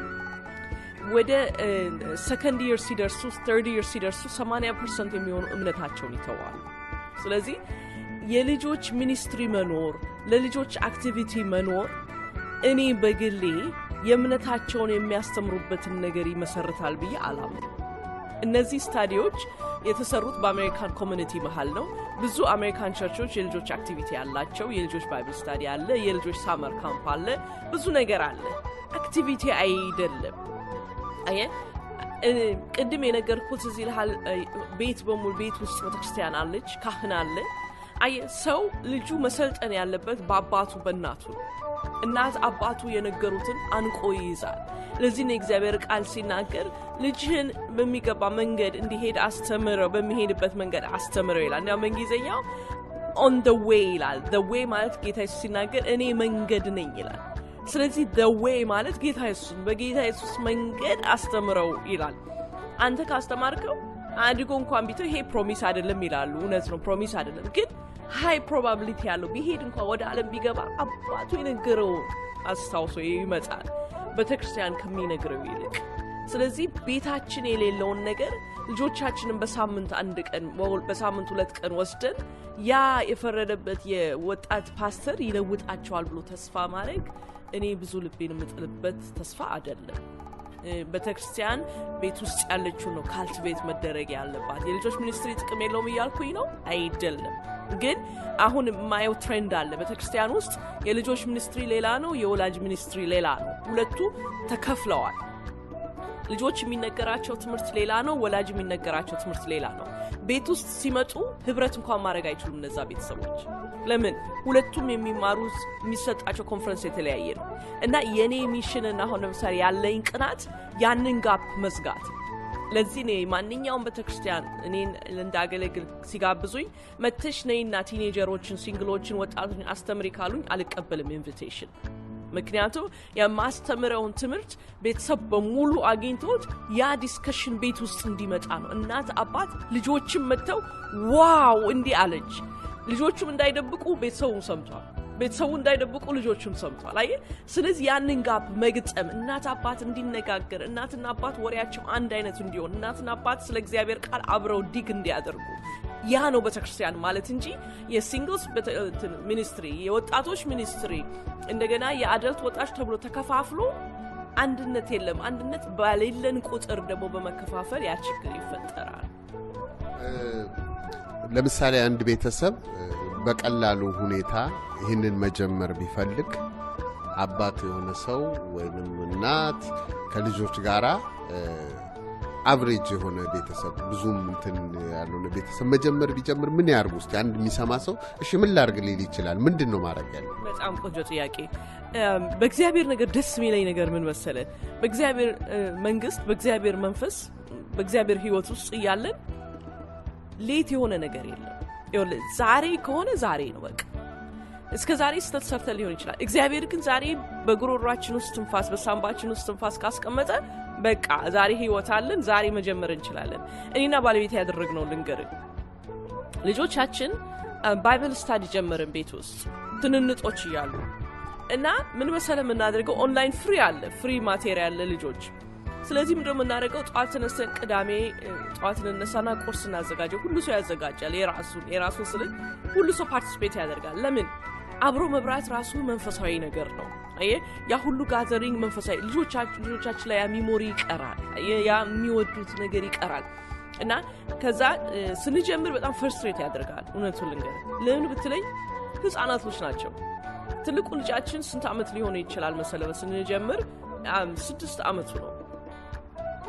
ስለዚህ በጣም ከባድ ነበር እነሱን ማስቀመጥና ግን በምን ጀመርን መሰለህ? እግዚአብሔር ጸለይን በከለሪንግ አብርሃምና ሳራ በከለሪንግ ፔጅ አለ ግን ኦንላይን ላይ ያለ ማቴሪያል ፍሪ ልነግርህ አልችልም ቆጥረው አጨርስም ስለዚህ አንዱን በቃ ይሄንን እናርጋለን ከዛ ዳውንሎድ ያደርግን ፕሪንት አድርገን በሱ ስለ አብርሃም ስናጠን እነሱ ከለር ያደርጋሉ እኔና ባለቤቴ እናወራለን አብርሃም እንዲ ነው አብርሃም እንዲ ይሰሙሃል ይደንቃል በዛ ሶንግ ደግሞ አለ ሶንግን ከፍታለን አሁን ትልቆች ሆነዋል ትልቁ ልጃችን 17 አመቱ ነው ዛሬ እሱ ነው ፕሮግራም የሚመራው ዲስከሽን ነው ባይብል ስታዲ እንጂ እኛ ቁጭልን የኔ ባለቤት የሚያስተምር ወይ እኔ ማስተምር አይደለም ዲስከሽን ነው ሐሳብ አላቸው መጽሐፍ ቅዱሳቸውን ያወጣሉ እንዲያውም ይከራከራሉ ይሄን ለምንድን ነው ያላችሁት ይሄ ያበሻ አንደርስታንዲንግ ነው ይላሉ ጥሩ ዲስከሽን ጋር ደርሰናልና እኔ ያልኖርኩትን ለሰዎች እንዲያድርጉ ብዬ መናገር አልችልም the only thing አሁን መናገር የምንችለው እኔ ካደረኩትና ከጠቀመኝ ነገር ነው which is ቤት ውስጥ ትንሽ gathering መሰብሰብና ባል የቤቱ ካህን ነው ስል እግዚአብሔር ስላለ ነው ክርስቶስ የቤተክርስቲያን ራስ ነው እንዳለው ባል ደግሞ የቤቱ ራስ ነው ይላል እና ሚስት መቼም ይሄንን እውነተኛ ነገር ዲፕ ዳውን በቃ ዲግ አድርጋ እውነቱን ኤምብሬስ ካደረገች ባሏን ታከብራለች ልጆች ደግሞ አባታቸውን የሚያከብሩት ልክ እናታቸው ባከበረችው መጠን አባታቸው መፍራትና ማክበር የሚማሩት በእናታቸው ነው ኦኬ ስለዚህ ያ ነገር ሲሆን አባታቸውን የመስማት እሱ የተናገረ ነው እሱን እንስማ ማለት እንደዚህ ይፈጠራልና ያንን ኢንቫይሮንመንት ቀስ ያሉ በጸሎት መታገል ትግል ነው አሁንም ቢሆን እኛም መታገላችን አይቀርም ምክንያቱም ቅዳሜ ብዙ አክቲቪቲ አለ ብዙ የሚያደናቅፍ ነገር አለና እሱን ነው የምናገረው መቼም እሱ ማድረግ አለባቸው ይሄ ሲነሳ አብሮ የመቀመጥ ነገር ሲነሳ የማህበረሰባችን የኑሮ ሁኔታ የሥራ ሁኔታ የመድከም ነገር ባል በዚህ ሥራ ሚስት በዚህ ሥራ አመቼ የሥራ ሰዓት ካለው የኑሮ ሁኔታ አንፃር ጊዜ የለም ወከባ ነው የሚባለውስ እንዴት ነው ጊዜ የት ጋር እናገኝ እሱ በጣም ጥሩ ጥያቄ ነው ወንድሜ አንድ ነገር የገባኝ በእግዚአብሔር መንግስት ውስጥ ስመላለስ ዋጋ ያስከፍላል ደህንነት በጌታ መዳን ነፃ ነው በጌታ መኖር ግን ሁሉን ነገር ይጠይቃል አንድ ነገር አላልኩም ሁለት ነገር አላልኩም ሁሉን ነገር ይጠይቃል ሳክሪፋይስ ምናረጋው ነገር አለ ቅድም የነገርኩን ባይብል ስታዲ ብዙ ነገር ከፍያለሁ በፕሮፌሽኔ አሁን ለምሳሌ ሳተርዴይ ጠዋት ከሰራው ይከፈለኝ የነበረው በጣም ብዙ ነበር እሱን ሁሉ ሰጥቻለሁ ዋጋ መክፈል አለብን ይኸውልህ በቀደም እንጠየቁኝ መሰለ ፌስቡክ ላይ እኛ ግን እንደ ሲስተሙ መኖር አለብን ያገሩ ሲስተም ነው እኛ ለሲስተም ልንኖር የተጠራን ህዝብ አይደለንም እንደ እግዚአብሔር ቃል ልንኖር የተጠራን ሰዎች ነን እንዲህ ስል ግን ሪያሊቲን ደግሞ እየሳትኩ አይደለም ስለዚህ የመጀመሪያ ፕራዮሪቲያችን በህይወታችን ምንድነው ብሎ መጠየቅ ጥሩ ነው ገንዘብ ነው ወይ ጥሩ መኪና መንዳት ነው ወይ ከነንትና የበለጠ ቤት መግዛት ነው ወይ አየ አንዳንድ ጊዜ ምን እናደርጋለን ትልልቅ ቤት እንገዛለን ሰው የሚያደንቀው መኪና እንነዳለን ቤታችን ውስጥ ግን ቤተክርስቲያን የለችም እሱ ክርስትና አይደለም ለሁሉ ፕራዮሪቲያችን እግዚአብሔር የእግዚአብሔር ነገር ሲቀድም የሚገርም ነገር ትንሹ ትጣፍጣለች ከእግዚአብሔር ቃል ላይ እንደተጻፈው ማለት ነው ትንሿ ሽሮዋ እንትን ላይ የሚለው ጎመን ነው አይደል ስጋ ከምበላ በአመፀኛ ጌታን ከማያውቀው ጎመን ብበላ ይሻላል ይላል እና ይገርማል እግዚአብሔር የከበረበት ያቺ ቤተክርስቲያን ግሎሪፋይድ የሆነችበት ቤት ጎመን ሲበላ ደስ ይላል ደግሞ ይገርማል ሌተስት መኪና ብንነዳ ሰዎች አንድ ቀን ያደንቁልን ይሆናል ከዛ በኋላ ግን ከኛው ጋር የሚያረጅ መኪና ነው ጠረኑም ይለወጣል ሁሉ ይፈርሳል የእግዚአብሔር ቤተ መቅደስ ግን አትፈርስም ለዘላለም የምትኖር ናት ከኛ አልፋ ወደ ልጆቻችን የምትተላለፍ ናትና እኛ ክርስቲያኖች በጌታ ስም የተጠራን ሰዎች ፎከስ ማድረግ ያለብን በዘላለማዊው ነገር ነው መስራት ጥሩ ነው የማይሰራ አይብላ ተብሎ ተጽፏል ግን ከሚያስፈልገን በላይ መሄድ የለብንም እንደገና ደግሞ ታማኞች መሆን አለብን በጌታ ቤት እንዴ ምን እንብላ እሱ ስራ ሊያጣ ነው ቅዳሜ ካልሰራ አሁን ምሳሌ የምሰጠው በኔ ነው ሰው በራሱ ሮብ ሊያደርገው ይችላል ስለዚህ ቅዳሜ ጌታን እንጠይቀው ጌታ ታማኝ ነው የእግዚአብሔር ቃል ሲናገር ምድርና ሞላዋ የጌታ ናት ይላል ስለዚህ እግዚአብሔር ያውቃል ምን እንደምንጠይቀው ለምን እንደምንጠይቀው አየ እና እግዚአብሔርን ስጠይቀው የቅዳሜን ነገር ስጠይቀው ያውቃል እግዚአብሔር ለምን እንደማልፈልገው ቅዳሜን መስራት መውጣት እና ጌታ ፕሮቫይድ ያደርገናል ምን ይላል እግዚአብሔር ቃል ባያድነን እንኳን ባያድነን እንኳን ቅዳሜ እንኳን ስራ ባይሰጠን እንኳን እሳቱ እንኳን ቢበላን አንክደውም በቃ እና በዛ ውሳኔ በክርስቲያን ማለት ወሳኝ ቆራጥ ማለት ነው እና እንደሱ ነው እንግዲህ ይሄ ህብረተሰብ በሁለት ባህል መሃል ችግር የተናጋ ነው እዚህ የተወለዱ ልጆች አሉ ወይ በልጅነታቸው የመጡ አሉ ወላጅ ከዛ እንትን ያለና አሁን ለመግባባት እንኳን የማይቻልበት ብዙ ሁኔታ አለ ሁሉም ወላጅ ልጆቹ የሚናገሩትን እንግሊዘኛ እንኳን በደንብ ላይናገር ይችላል በኔ በግሌ እንደተመለከትኩት በብዙ ቤተሰቦች ዘንድ ተጽኖም አለ ወላጆች እንኳን አክሰንት አላችሁ እየተባሉ ተጽኖ የሚደርስባቸው ጊዜ አለ ልጆች የሚያፍሩበት ጊዜ አለ ይሄንን እንዴት ነው አንቺ ይሄ የሁላችንም ዳያስፖራ የሆነው በሙሉ እጣ ነው ምንም አንድና ሁለት የሌለው ነገር ነው በእነሱ በሚናገሩበት ሌቭል መናገር አንችልም በእነሱ አክሰንት መናገር አንችልም እነሱ የሚረዱትን መረዳት አንችልም ግን ብዙ ጊዜ የምናተኩረው በቋንቋ ላይ ነው ማተኮር ያለብን ግን ብዬ የማስበው አሁንም ቢሆን ተመልሼ ወደ እግዚአብሔር ነገር ነው የሚሄደው ለእናትና አባትን የሾመ እግዚአብሔር ነው እና አሁን ለምሳሌ አንድ እናት ትነግረኝ ነበር እሷ እንግሊዘኛ መናገር ስለማትችል ሲደወል እንኳን የሆነ ነገር ከትምህርት ቤት ሲደወል ትልቁ ልጇን ጠርታና አናግር ትላለች ያ ልጇ ለሷ ሪስፔክት ያጣል እንደሱ ባለች ቁጥር ሪስፔክት ያጣል ግን ሪስፔክትን እንዲያጡ ልጆቻችን የምናደርገው አንደኛ እኛ ነን እንጂ ቋንቋ አይደለም ልጆቻችን ሁሉ ጊዜ መድረክ ላይ እንደምናገረው ሶስት ቋንቋ ነው የሚናገሩት አንደኛው ቋንቋ ለምሳሌ በአሜሪካን ባየው አንደኛው ቋንቋ እንግሊዘኛ ይባላል ሁለተኛው ቋንቋ ደግሞ የአበሻ እንግሊዘኛ ይባላል ሶስተኛው ቋንቋ ደግሞ አማርኛ ትግርኛ ኦሮምኛ የትኛውን አምጣው ይሰማሉ በተናገርናቸው ቁጥር ይሰማሉ አይናገሩ ይሆናል አሁን የኔ ልጆች ዝም ብለው አፍጠው ያዩሃል አይናገሩ ይሆናል ግን አንዳንድ ነገር ይገባቸዋል እነዚህ ሶስት ነገሮች እኛ እንደ ዌፐን መያዝ አለብን የኛ አሁን እንግሊዘኛ የተደበላለቀ ነው ግራመር አናውቅም ግራመር ቻሌንጂንግ ነው they ask ብለን ልንናገር እንችላለን የሌለን ግራመር ልጆቻችን ግን ይገባቸዋል እና እኛ ግን በዛ ቋንቋ ላይ ፎከስ ካደረግን እኛ ራሳችን ኮንፊደንስ እናጣለን ልጆቻችንን በዚህ ሰዓት ግባ ማለት እንፈራለን ለምን እንግሊዘኛ ስለሚናገር አዋቂ እናረጋቸዋለን ከኛ የተሻለ እንግሊዘኛ ስለሚናገር ቤት ውስጥ መሪ እናረጋቸዋለን ይሄ ከኃጢአትም ሌላ በጣም እኛን የሚጎዳ ነገር ነው ስለዚህ እግዚአብሔር ቃል ይወለ ምን ይላል መሰለ እናትና አባትን አክብር ብሎ አያቆምም እናትና አባትን አክብር እድሜ የሚረዝም ዘንድ ስለዚህ ልጆቻችን እንዲያከብሩን ማድረግ የኛ ኃላፊነት ነው ቋንቋ ስለተናገረ የኔ ልጅነቱ አይቀርም እኔ እናት የሱ መሆኔ አይቀርም ስለዚህ የምትናገሪው ነገር አልገባኝም ካለ I'll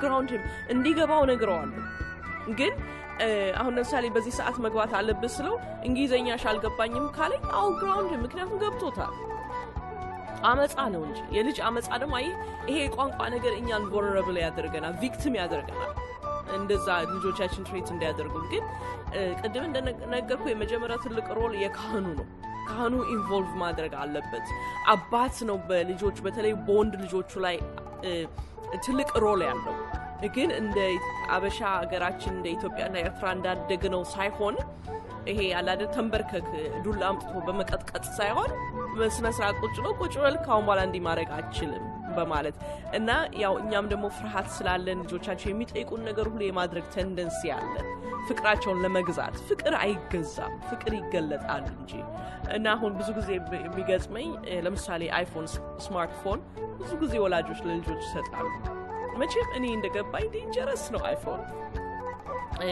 አሁን የ17 ዓመት ልጃችን ብቻ ነው አይፎን ያለው ሌሎቹ የላቸውም ትንሹ የ13 ዓመት ልጅ ነው ጨርሶ ስልክ የለውም 15 ዓመቷ ያላት የድሮ ይሄ ምንድነው ዳሚ የሚባለው ፎን ያላት ይጠይቃሉ ኦፍ ኮርስ ቀን በቀን የሚጠይቁት ይሰጣቸዋል አይሰጣቸውም ሜታይታቸው ከመጽሐፍ ቅዱስ በስተቀር መግባት አይችልም ቤታቸው ትምህርታቸው ቴሌቪዥን ምናምን የሚባል ነገር የለም ኮምፒውተር ላፕቶፕ የለም ኮምፒውተር አላቸው ኮምፒውተር ያለው ግን ኪችን ውስጥ ነው ምክንያቱም ኪችን ውስጥ ነው እንድመለከት የሚያዩት አባባሌ ገብቷል ስለዚህ ይሄ ህይወታቸውን ኮንትሮል ማድረግ ሳይሆን እነሱን ማዳን ማለት ይባላል ይሄን ሁሉ ስታረግ this is authority አየ ቋንቋ ሊያመጡ ይችላሉ ይሄኛው እኮ እንዲህ አይባልም ሊሉ ይችላሉ ምንም ማለት አይደለም መማር ጥሩ ነው ልጆቻችን ቢያስተምሩን it's okay እንማራለን ግን የኔን እናትነት መካድ የለበትም መደምሰስ የለበትም እኔም ኮንፊደንስ ማጣት የለብኝም በልጆቼ ፊት እንዴ ብሎ አልገባኝም ሰው ቁጭ በል እስኪ ገባ ቁጭ ብለ በአማርኛ በትግርኛ በመነኛ አስረዳሃለሁ ቁጭ በል አየ ያንን ነው ማወቅ ያለብን ግን በዚህ መሐከል የኛ ቴንደንሲ ምንድነው ቁጣ አለ ያመጣ ነው ፍርስትሬሽን ሲመጣ ቁጣ ይመጣል ግልፍተኝነት አለ ይሄ ሁሉ ዲስሪስፔክት እንዲያደርጉን ነው የሚያደርገን እንጂ ሪስፔክት አያደርጉን ግን ቁጭ አድርገናቸው እንደ ትልቅ እንደ አዳልት እንዴ አይባል እንዴ ካረክ ከዛሬ በኋላ አሁን ሴቷ ልጃችን በጣም መጽሐፍ አንባቢ ናት ምንም ነገር ስታረግ መጽሐፍ ከቀጣት ላንተ ባሪያ ትሆናለች መጽሐፎቿን ኮስት በቃ ላንተ ባሪያ ትሆናለች ስለዚህ ምንድነው የምናደርገው እንዴ ካላደረሽ መጽሐፎችሽን በሙሉ ለቅማቸው አሉላታል በአንድ ጊዜ ነው የምታደርገው ስለዚህ ነገራቸው መያዝ አለብን ወላጅነታችንን መልቀቅ የለብንም ሶሳይቲው ወላጅነታችንን እንድንለቅ ነው የሚያደርገው መልቀፋይት ማድረግ አለ በእግዚአብሔር ፊት መጸለይ አለብን ከሌሎች መማር አለብን እኔ መቼ ደጋግሜ የምለው ማንበብ ነው ወላጆች እንዴት እንደሚያደርጉ ማንበብ እሱን ያነበብን በጸሎት በህብረት ትልቁን ነገር የምፈልገው ልጆች ማሳደግ አይቻልም ቤት ትዳር የተበጠበጠበት ቤት መሐከል ልጅ ማሳደግ አይቻልም ጤነኛ ልጅ ማሳደግ አይቻልም በጣም አስቸጋሪ ነገር ነው አንዲ ስናገር ሁላችንም ጥሩ ከሆነ ትዳር ጥሩ ከሆነ ቤተሰብ ነው የመጣ ነው ይያልኩ አይደለም ፐርፌክት የሆነ ቤተሰብ የለም ግን ህብረት በሌለ ባልና ሚስት ጩኸት ባለበት ጭንቀት ባለበት ፍቅር በሌለበት ባልና ሚስት መሐከል የሚያድጉ ልጆች ብዙ ነገር እኛም ዛሬ ተሸክመናቸው የምንሄደው የፍርሃት ስትራግል ሁሉ ይዘናቸው የመጣ ነው ከእናት ከአባት ግጭት የመጣ ነውና ትልቅ ፎከስ ማድረግ ያለብን መጀመሪያ ትዳራችን ላይ የትዳራችን ጤንነት ራሱ ኮንቴጂየስ ነው ወደ ልጆቻችን ያልፋል የልጆችን በተመለከተ ሌላ ልጠይቅሽ የምፈልገው ነገር ብዙ ወላጅ ብዙ አምቢሽን አለው ልጆቹ እንዲሆኑ ፈልጋለሁ ልጆቹ ደግሞ የራሳቸው የሆነ ተሰጥኦ አላቸው አንዳንዴ እንደውም እኛ ብዙ ወላጆችን ስመለከት ልጆቹ ወላጅ ያልተረዳው ትልቅ ሀብት ውስጣቸው አለ ግን እኛው ካደግንበት ሁኔታ ይመስለኛል ዶክተር እንዲሆን ነው እንትን እንዲሆን ነው ልጆቹ ታለንታቸው ምናልባት ስፖርት ሊሆን ይችላል እንደዚህ እስቲ ይሄንን በተመለከተ ምንድነው ይሄንን በተመለከተ እውነት ነው ለምሳሌ አንዳንድ ጊዜ አገር ቤት እድል ያልገጠመን ለመማር ፈልገን ጎበዞች ተማሪዎች ሆነን ግን ኦፖርቹኒቲ አላገኘንም ወደ ኖርዝ አሜሪካም ተሰደን መተን ልጅ ማሳደግ ገብተን መማር አልቻለም ስለዚህ ምን አይነት ቴንደንሲ ያለን በእኛ ያላገኘነውን ህልም በእነሱ መወጣት እንፈልጋለን እና ለሰዎች ግን ታውቂያለህ እንዴ ልጄ ኢንጂነር እንደሆነ ዶክተር እንደሆነ ማለት እንፈልጋለን ለልጅ ደግሞ መልካም ነገር መመኘት ስጦታ እግዚአብሔር ስጦታ ነው ይሄ ዲዛይር የሚመጣው እኛ ፈልገ ነው ሳይሆን ከእግዚአብሔር የመጣ ነው ግን አሁንም መልሼ የማየው እኔ በምንድነው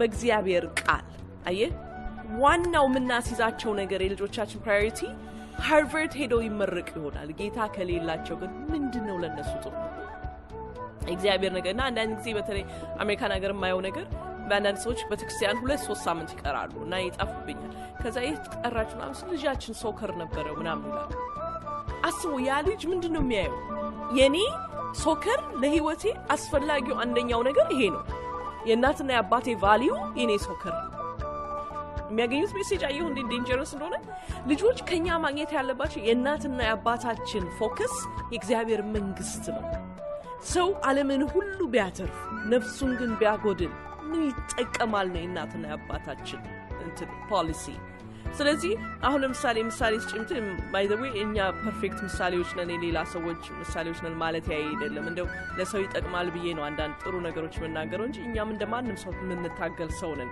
ግን የኛ ፖሊሲ አሁን ሳይ ባለቤቴ ማናቸውም የፈለገ ጌም ቢኖራቸው የፈለገ የሁድ ነገርን ግን የሚነካ ጌም ውስጥ አይገቡ ሁሉም ትምህርት ቤታችን ይናገራሉ እናትና አባታችን አይፈቅዱም አንሄድም ሁሉታ ስለዚህ ለእናትና ለልጆቻችን ጥሩ ነው ቻሌንጅ ማድረግ ጥሩ ነው እነሱን ፓሽናቸውን ማወቅ ግን አንደኛ የኛን ድሪም በእነሱ ላይ መወጣት እንደውም ሳስበው ክራይም ነው። ልጆቻችን ቅድም እንዳልከው ብዙ ፖቴንሻል አላቸው። አሁን ያለፈው ጊዜ ልጄ ምን አለኝ፣ እኔ ማሚ ማክዶናልድስ ነው መስራት የምፈልገው አለ። ኦኬ ማክዶናልድስ የምትሰራ ከሆነ እባክህን the best burger ሰሪ ይሁን። በቃ ማክዶናልድስ ካምፓኒ ውስጥ እሱ ይምጣ ተባለ። በቃ እሱ ሲመጣ ብዙ በርገር ይሰራል ተባለ። ምን እያልኩት ነው? ማክዶናልድስ እንዲሰራ ፈልጋለሁ? እናት ነኝ፣ አልፈልግም። ምን ግን እየነገርኩት ነው? በያዝከው ነገር ታማኝ ሁን፣ ትጉ ሁን፣ እግዚአብሔር ይከፍልሃል እያልኩት ነው። ዶክተር መሆን ኢንጂነር መሆን አይደለም መልሱ። እኔ እንደተረዳሁት እንደደረስኩበት ከፍ ባልክ ቁጥር ባዶነት አለ። በእውነት እግዚአብሔር ያለህ ቦታ ካልሆነ ባዶነት ነው ያለው። ግን በተጠራን በተቀመጥንበት ቦታ ለእግዚአብሔር እንደሚሰራ ሰው ለእግዚአብሔር መኖር ነው ጥቅሙ። እና እሱ ነው ላሳያቸው የምፈልገውና ለወላጆችም እሱን ነው የምለው። በሌላቸው የሌሎች ሰዎች ፓሽን አሁን ለምሳሌ ከትናንት ወዲያ ከሆነች እናት ጋር ሳወራ ነበረ። ልጇ ሶከር መጫወት ሳይፈልግ ሶከር ይዛው ትመጣለች እና ምን አልኳት፣ ሜቢ ሂ ዳዝንት ዋንት ቱ ፕሌይ ሶከር እና እሱ ጥሩ አይመስለኝም። እኔ በግሌ ሰዎች ልጆች ባልፈለጉት ቦታ መጫን ግን አንድ ቴንደንሲ ምን አላቸው መሰለህ፣ ልጆቻችን አንዳንዶቹ ሰነፎች ናቸው። ስለዚህ ስንፍናቸው ምን ይላል እግዚአብሔር ቃል፣ በልጅ ልብ ውስጥ ምን አለ? ስንፍና አለ፣ ዱላ ያወጣዋል ይላል። ስለዚህ መግፋት አለብን፣ ልጆቻችን ዲስፕሊን ማድረግ አለ፣ መቅጣት አለብን፣ ስንፍና በእነሱ እንዳይፈጠር እና እኛ ከልጆቻችን መካከልም አንዱ ልጃችን ላውንድሪ ማድረግ ምናምን አይወድም እና እንገፋለን ዊ ፑሽ እንጂ የእሱን ልብስ አናጥብም፣ ካላጠብክም ልብስ ታጣለህ በሚል አለ አይደል? እንዴት ነው አንዳንድ ጊዜ ምን ይመስላል መሰለህ ህይወታቸውን ሰፈሪንግ ማድረግ ማለት ነው። ኢትስ ኦኬ ይማራሉ በዛ ውስጥ። እሺ ሌላ አንድ ሀሳብ ላንሳ። ይሄ በእኛ ማህበረሰብ ውስጥ ካሉት ነገሮች አንዱ ኮምፒቲሽን ነው፣ ውድድር አለ፣ በቤተ ክርስቲያን ውስጥም አለ። እስቲ እዚህ ላይ ምንድን ነው እሱ? መቼም ይሄ ሂውማን ተንደንሲ ነው፣ ስጋዊነታችን ነው። እኔም ካንተ ደህና የተሻለ ልብስ ብለብስ ደስ ይለኛል። መቼም ይሄን መካድ ትክክል አይደለም፣ ሰውነት ሰው መሆናችን ነው። ግን እኛ በሚሰማን ፊል በምናደርገው አይደለም መመራት ያለብን፣ በእግዚአብሔር ቃል ነው። አሁንም ተመልሼ የሚሄደው ወደ እግዚአብሔር ቃል፣ ምክንያት ህይወታችን በቃ እሱ ነው እና እኔ ካንተ የተሻለ ልብስ ብለብስ ምንድነው ጥቅሙ ለእግዚአብሔር መንግስት? ምንም። እንዲያውም አንተን ዳውን አድርግ ያለው እግዚአብሔር ቃል ግን ምንድነው የሚለው? ለወንድምህ የሚጠቅመውን የሚሻለውን ነገር እንዳደርግ ነው የሚያደርገው። እና ጥሩ ልብስ መልበስ ጥሩ ነው፣ ግን የምለብስበት ሞቲቭ መኪና ጥሩ መንዳት ጥሩ ነው አፎርድ ማድረግ ከሆነ እንጂ በሎን ሁሉን ነገር በሎን ገዝተን በእዳ ተይዘን ሾኦፍ ብናደርግ ኪሳራ ነው ለኛ ዞሮ። እና ግን ጥሩ መኪና መንዳት ጥሩ ነው አፎርድ ካደረግን፣ ጥሩ ቤት ውስጥ መኖር ጥሩ ነው። ግን ደግሞ እግዚአብሔር የልብ አምላክ ነው፣ ልብን የሚመረምር አምላክ ነው። ቤት የምገዛው ቤተክርስቲያን ውስጥ ያሉት ሰዎች በሙሉ ለእኔ እንዲሰግዱ ነው ወይ? ከእነሱ ነው የተሻልኩ ነኝ ብዬ እንድታይ ነው ወይ? ይሄ በሙሉ በእግዚአብሔር ፊት አጸያፊ ነው። ለእኔም በረከት አይሆንም፣ ለቤተክርስቲያንም በረከት አይሆንም። እና እሱ መቼም ሁላችንም እኔም በግሌ መታገል ያለብን መንፈስ ነው። ብዙ ሰዎች ኢትዮጵያን የተለየነን ብለው ያስባሉ። ራሳችን በዚህ ማህበረሰብ ውስጥ በተለየ ጥሪ ያለን የተለየ እግዚአብሔር የተለየ ነገር የሰጠን ህዝቦች ነን ብለው ያስባሉ። የተለየነን? ዋው! አሁን እንግዲህ ወንጀለኛ ልታረገኝ ነው ማለት ነው። አሁን በጥንቃቄ ቃላቶቼን ልምረጥ። እኔ ያልተጻፈ መጽሐፍ ቅዱስ ላይ ያልተጻፈ መጽሐፍ ቃላት ማንበብ አልወድም። እግዚአብሔር ቃል ላይ ብዙ ቦታ ኢትዮጵያ ብሎ ሜንሽን ያደርጋታል። ኢትዮጵያ እጆቿን ትዘረጋለች። አንዳንድ መጽሐፍ ቅዱስ አዋቂዎች እንደሚናገሩት መጽሐፍ ቅዱስ ላይ የተጻፈችዋ ኢትዮጵያ ግብፅንም ሁሉ የምትጠቀልል ናት፣ ያንኑ በጣም ትልቅ ናት ብለው ይናገራሉ። ለእኔ ፎከሴ አዲሲቷ ኢየሩሳሌም ናት። ለእኔ ፎከሴ በክርስቶስ የዳነ ህዝብ ነው። ጌታ ኢየሱስ አንድ ቀን ከእናትና ከአባቱ ተለይቶ ቆየና ፈልገው አገኙት። ከዛ ምን ማለት ነው እናትና አባት እኮ ይፈልጉሃል ሲሉት ምን አለ? ትልቅ ነገር ነው ያለው። አሚን የተናገረው በሙሉ እግዚአብሔር ጌታ ኢየሱስ የተናገረው ትልቅ ነው። ግን እዚህ ጋር ምን አለ? እናቴም አባቴም እግዚአብሔርን መንግስት፣ እግዚአብሔርን ፈቃድ፣ እግዚአብሔርን ቃል የሚጠብቁ ናቸው። ስለዚህ የኛ ፎከስ አዲሷ ኢየሩሳሌም ናት።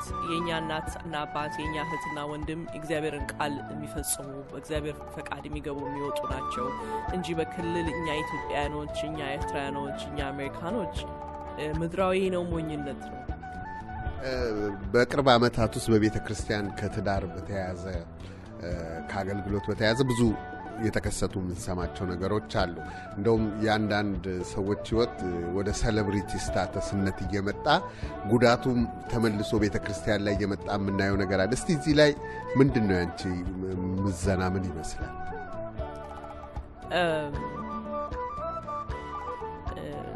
በተንተን ላለብኝ ሐሳቡ ሴሌብሪቲ የሚያደርግ መቼ ሰው ነው። አንዳንድ ጊዜ አገልጋይ ብዙ ድንጋይ ይወርድበታል። ይኸውልህ እኔም አገልጋይ ነኝ።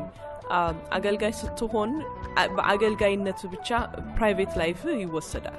በቃ አሁን ለባለቤቴ ስነግረው ነበር፣ አይገርምም እንደ አንድ ቦታ እንኳን ሲሄድ መጨነቅ ጀመርኩኝ። ምክንያቱም ማላቀው ሰው ያቆመኝ ጀመረ እና በቃ ፕራይቬት ላይፍ ይቀራል ነገር በሙሉ። አሁን ለምሳሌ አንድ የማይታወቅ ሰው በተክርስቲያን ውስጥ ያለ ሰው ከሚስቱ ሌላ ሴት ጋር ቢሄድ ማንም አያውቀውም፣ የእሱ ነገር ይቀራል። የአንድ አገልጋይ ግን የተቀባ መድረክ ላይ ቆመ ግን አይችልም። በቃ ሰው ሁሉ ይሰማዋል እና ይሄ በሙሉ ከጥሪው ጋር የሚመጣ ፓኬጅ ነው። ግን ሴሌብሪቲ የሚያደርገው ራሱ ሰውየው ሳይሆን ያው ሰው ነው። ሰው ደግሞ እስቲ አዋቂ እናድርገው እገሌን ብለው የሚያደርጉ አይመስለኝም። በቃ ይወዱሃል።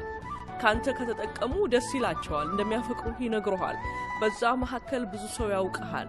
ብዙ ሰው አወቀህ ማለት ደግሞ ያው ወርዱ ሴሌብሪቲ ሊሆን ይችላል። ብዙ ሰው ካወቀህ ምን ማድረግ ትችላለህ? ምንም ምርጫ የለህም፣ ኮንትሮልም የለህም። አየህ ግን ከዛ ጋር የሚመጣ ቅድም እንዳልኩት ያው ዋጋ የሚያስከፍል ነገር አለ።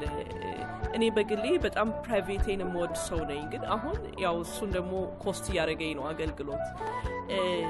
ግን ደግሞ ከዛ ጋር ምን አለ መሰለህ፣ አንዳንድ ጊዜ መድረክ ላይ ሰው ደጋግሞ ሲያይ ብዙ ሰው ሲያውቅ መልአክ ያደርጋል። መልአክ አይደለንም። መድረክ ላይ የምንቆመው መልአክ አይደለንም። እንደማንም ሰው ክርስቶስ ከሚጠብቃት መርከብ ውስጥ ያለን ሰው ነን። እዛችሁ መርከብ ውስጥ ያለን ሰው ነን። ስጋ የለበስን ሰው ነን። እንደማንም ሰው ምንደክም ነን እና ያው ውድቀታችንን መቼም እንደ መሪነት ውድቀታችን በጣም ይገናል። ህይወታችንን በእርግጥ በጥንቃቄ ነው መምራት ያለብን። ምክንያቱም ብዙ ሰው የሚመለከተን ካለ ለብዙ ሰው እንቅፋት ይሆናል። በጥንቃቄ ማድረግ ይሆናል። ግን ትልቅ የሚሳተው ነገር ስጋ መልበሳችን ነው። ግን ደግሞ እንደ አገልጋይም ደግሞ እዚህ ላይ የምናገረው ለእኔም ራሴ የምነግረው ብቻዬን እንዳልሆን፣ የሚቆጡኝ ሰዎች እንዲኖሩ፣ የምፈራቸው ሰዎች በህይወቴ እንዲኖሩ፣ እንደዚህ አታድርጊ የሚሉ ስለ እኔ ግድ የሚላቸው የሚወዱኝ ሰዎች በህይወቴ እንዲኖሩ ለማንም አገልጋይ መቼም ማድረግ ያለበት ብዬ አምናለሁ። ወደ ማጠቃለያ እየደረስኩ ነው። እንጸልያለን እስቲ ጌታንም ለሚቀበሉ ሰዎች። ወደዛ ከመሄዳችን በፊት እስቲ አማርኛን በደንብ የሚሰሙ ብዙ ሰዎች ይከታተላሉና ያላገቡ ሰዎች፣ ለማግባት እቅድ ላይ ያሉ ሰዎች ከማግባታቸው በፊት ምንድን ነው የምትመክሪያቸው ምክር? እንደው ጠቅለል ባለ ሁኔታ ይሄንን እመክራቸዋለሁ። በቃ ጠቅለል ላድርገው። ለሱ አደገኛው የእግዚአብሔር ቃል የቱ መሰለ?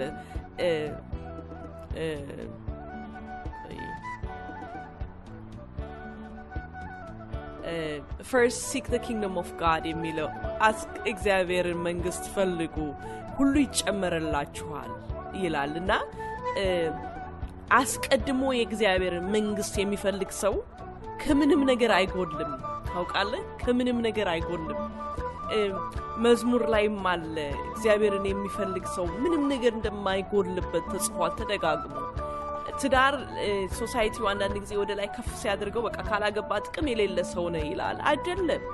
ትዳር የሁሉ መልስ አይደለም። ማግባት ደግሞ የሁሉ ነገር መልስ አይደለም። እንዲያውም ብዙ ጊዜ እንደምናገረው ሲንግል ሆኖ ደስተኛ ሆኖ መኖር ይሻላል አግብቶ ሚዝረብል ከመሆን። ትናንትና ሰርጌን ደግሼ ሰው ሁሉ ሰርጓ ብሎ ነገ ደግሞ ፍርድ ቤት ሄጄ የምፋታበው ምንድነው ጥቅሙ ለኔ ማግባቴ? እና ከማግባት ላይ ፎከስ ከማድረግ እግዚአብሔር ላይ ፎከስ ማድረግ ይሻላል። በእግዚአብሔር ፈቃድ መኖር ይሻላል። በእግዚአብሔር ፈቃድ ስንኖር በእግዚአብሔር ደስ ሲለን እግዚአብሔር ቃል ምን ይላል? በእግዚአብሔር ደስ ይበልህ ይላል መዝሙር 37 ላይ ቁጥር 4 ላይ ነው ሰው በእግዚአብሔር ደስ ይበልህ የልብህን መሻት ይሰጣል ይላል። በእግዚአብሔር ደስ ማለት ምን ማለት ነው? በእግዚአብሔርን ፈቃድ እየፈለጉ በእግዚአብሔር ፈቃድ መገኘት፣ እግዚአብሔርን መፈለግ። እሱም በፈለግን ቁጥር ፍላጎታችንም የሱ ይሆናል። ትዳር ያስፈልጋታል ብሎ እግዚአብሔር ሲያስፈልኝ ለኔ ይሰጠኛል። ግን እዚህ ላይ ሰውነቴን መካዲ አይደለም። እንዳገባ መፈለጌ እግዚአብሔር ፈቃድ ነው። ግን ብፈልግ እንኳን ያን ፍላጎቴን ወደ እግዚአብሔር አምጥቼ ሰጠዋለሁ። ፕራዮሪቲ ትዳር ሳይሆን ወንድ መፈለግ ሳይሆን ማግባት መውለድ ድሪም ሳይሆን እግዚአብሔርን መፈለግ፣ እግዚአብሔርን ማግኘት፣ ከእግዚአብሔር ሕዝብ ጋር የእግዚአብሔርን መንግስት መፈለግ እሱ ሲሆን የእግዚአብሔር ሐሳብ በህይወት ይሆናል። ላላገቡት እንግዲህ ያስቀድማችሁ የእግዚአብሔርን መንግስት ጽድቁን ፈልጉ፣ ሌላ ሁሉ ይጨመራል። ተጋብተው ለሚኖሩ ሰዎች ቤተሰብ ልጆችም ላላቸው ልጆችም የሌላቸው ሊሆኑ ይችላሉ። ለነሱስ ምንድነው ይሄ ቃል? ለሁላችንም ይሆናል። first seek the kingdom of God is for everybody ለሁላችንም የሚጠቅም ነው። መጀመሪያ ቤታችን ውስጥ ያለችዋን ቤተክርስቲያን ላይ እናተኩር። ትዳራችን የክርስቶስና የቤተክርስቲያንን ትዳር የሚያስመለክት ስዕል ነው። እንዲያውም ጌታ ኢየሱስ የሚናገረው ቃል አለ። መጡና ጠየቁት፣ ያው ግራ ላይ ያጋቡት ነው የጠየቁት፣ ግን ለዛን ጊዜ ትክክለኛ የሆነ እውነትን ከልቡ አወጡ። ምን አሉ?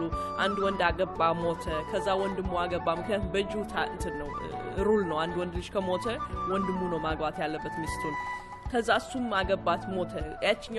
ያኛውም አገባት፣ ሞተ። 7 ሰው አገባ። አሁን መንግስተ ሰማያት ስትሄድ የማንኛው ሚስት ልትሆን ነው አለ ጌታ ኢየሱስ። ምን አለ? አታስተውሉም ወይ አላቸው። ትዳር ምድራዊ ነው። በቃ መንግስተ ሰማያት እንደ መልአክ ይሆናሉ እንጂ ባል የለም ሚስት የለም። ምን ማለት ነው መሰለ? ትዳር ምድራዊ ነው። ትዳር የምድራዊ ምልክት ነው ያለው። አንድ ትዳር ነው ያለው። አንድ ትዳር ብቻ ነው ዘላለማዊ፣ እሱም የክርስቶስና የቤተክርስቲያን። ስለዚህ ወንድና ሴት የሚለው ምድራዊ ነው። አሁን አስተውለህ ታውቃለህ? መጽሐፍ ቅዱስ ላይ ሴቲቷ መልአክ መጣች የሚል አንብበህ ታውቃለህ? መጽሐፍ ቅዱስ ላይ የለም ሴት መልአክ። ግን ሴትን ጠልቶ አይደለም። አንዳንድ ሃይማኖቶች ላይ አንብቤያለሁ። የነሱ የእምነት መጽሐፋቸው ላይ ሴት የሌለው ሴት እርጉም ስለሆነች ነው። ኖ ሴትን እግዚአብሔር በቤተክርስቲያን ነው የመሰላት። እርጉም ሆነ አይደለም። ግን የጀንደር ታሪክ ምድራዊ ነው። ትዳር ምድራዊ ነው። በመንግስተ ሰማያት እንደ እግዚአብሔር መልአክ ነው የምንኖረው እና ያንን ምድራዊ የሆነውን ግን ለዘላለም የሚኖረውን አንዷን ትዳር የሚያስመለክት የሆነውን የከበረውን የአንድ ሴትና የአንድ ወንድን ትዳር ያንን ላይ ፎከስ አድርጎ ጌታን መፈለግ ለብዙ ነገር መልስ ነው ብዬ ነው እሱ ነው የምመክረው ለባልና ለሚስት። እናጠቃልና እንግዲህ እኔ የወሰድኩት ዋነኛ ማዕከላዊ ነገር አድርጌ ያየሁት በእያንዳንዱ ቤተሰብ ውስጥ ቤተክርስቲያን እንዳለች ያን ቤተክርስቲያን የመምራት ኃላፊነት የባሎች እንደሆነ እና ያው ለእግዚአብሔር አስቀድማችሁ የእግዚአብሔርን መንግስት ፈልጉ የሚለውን ነው።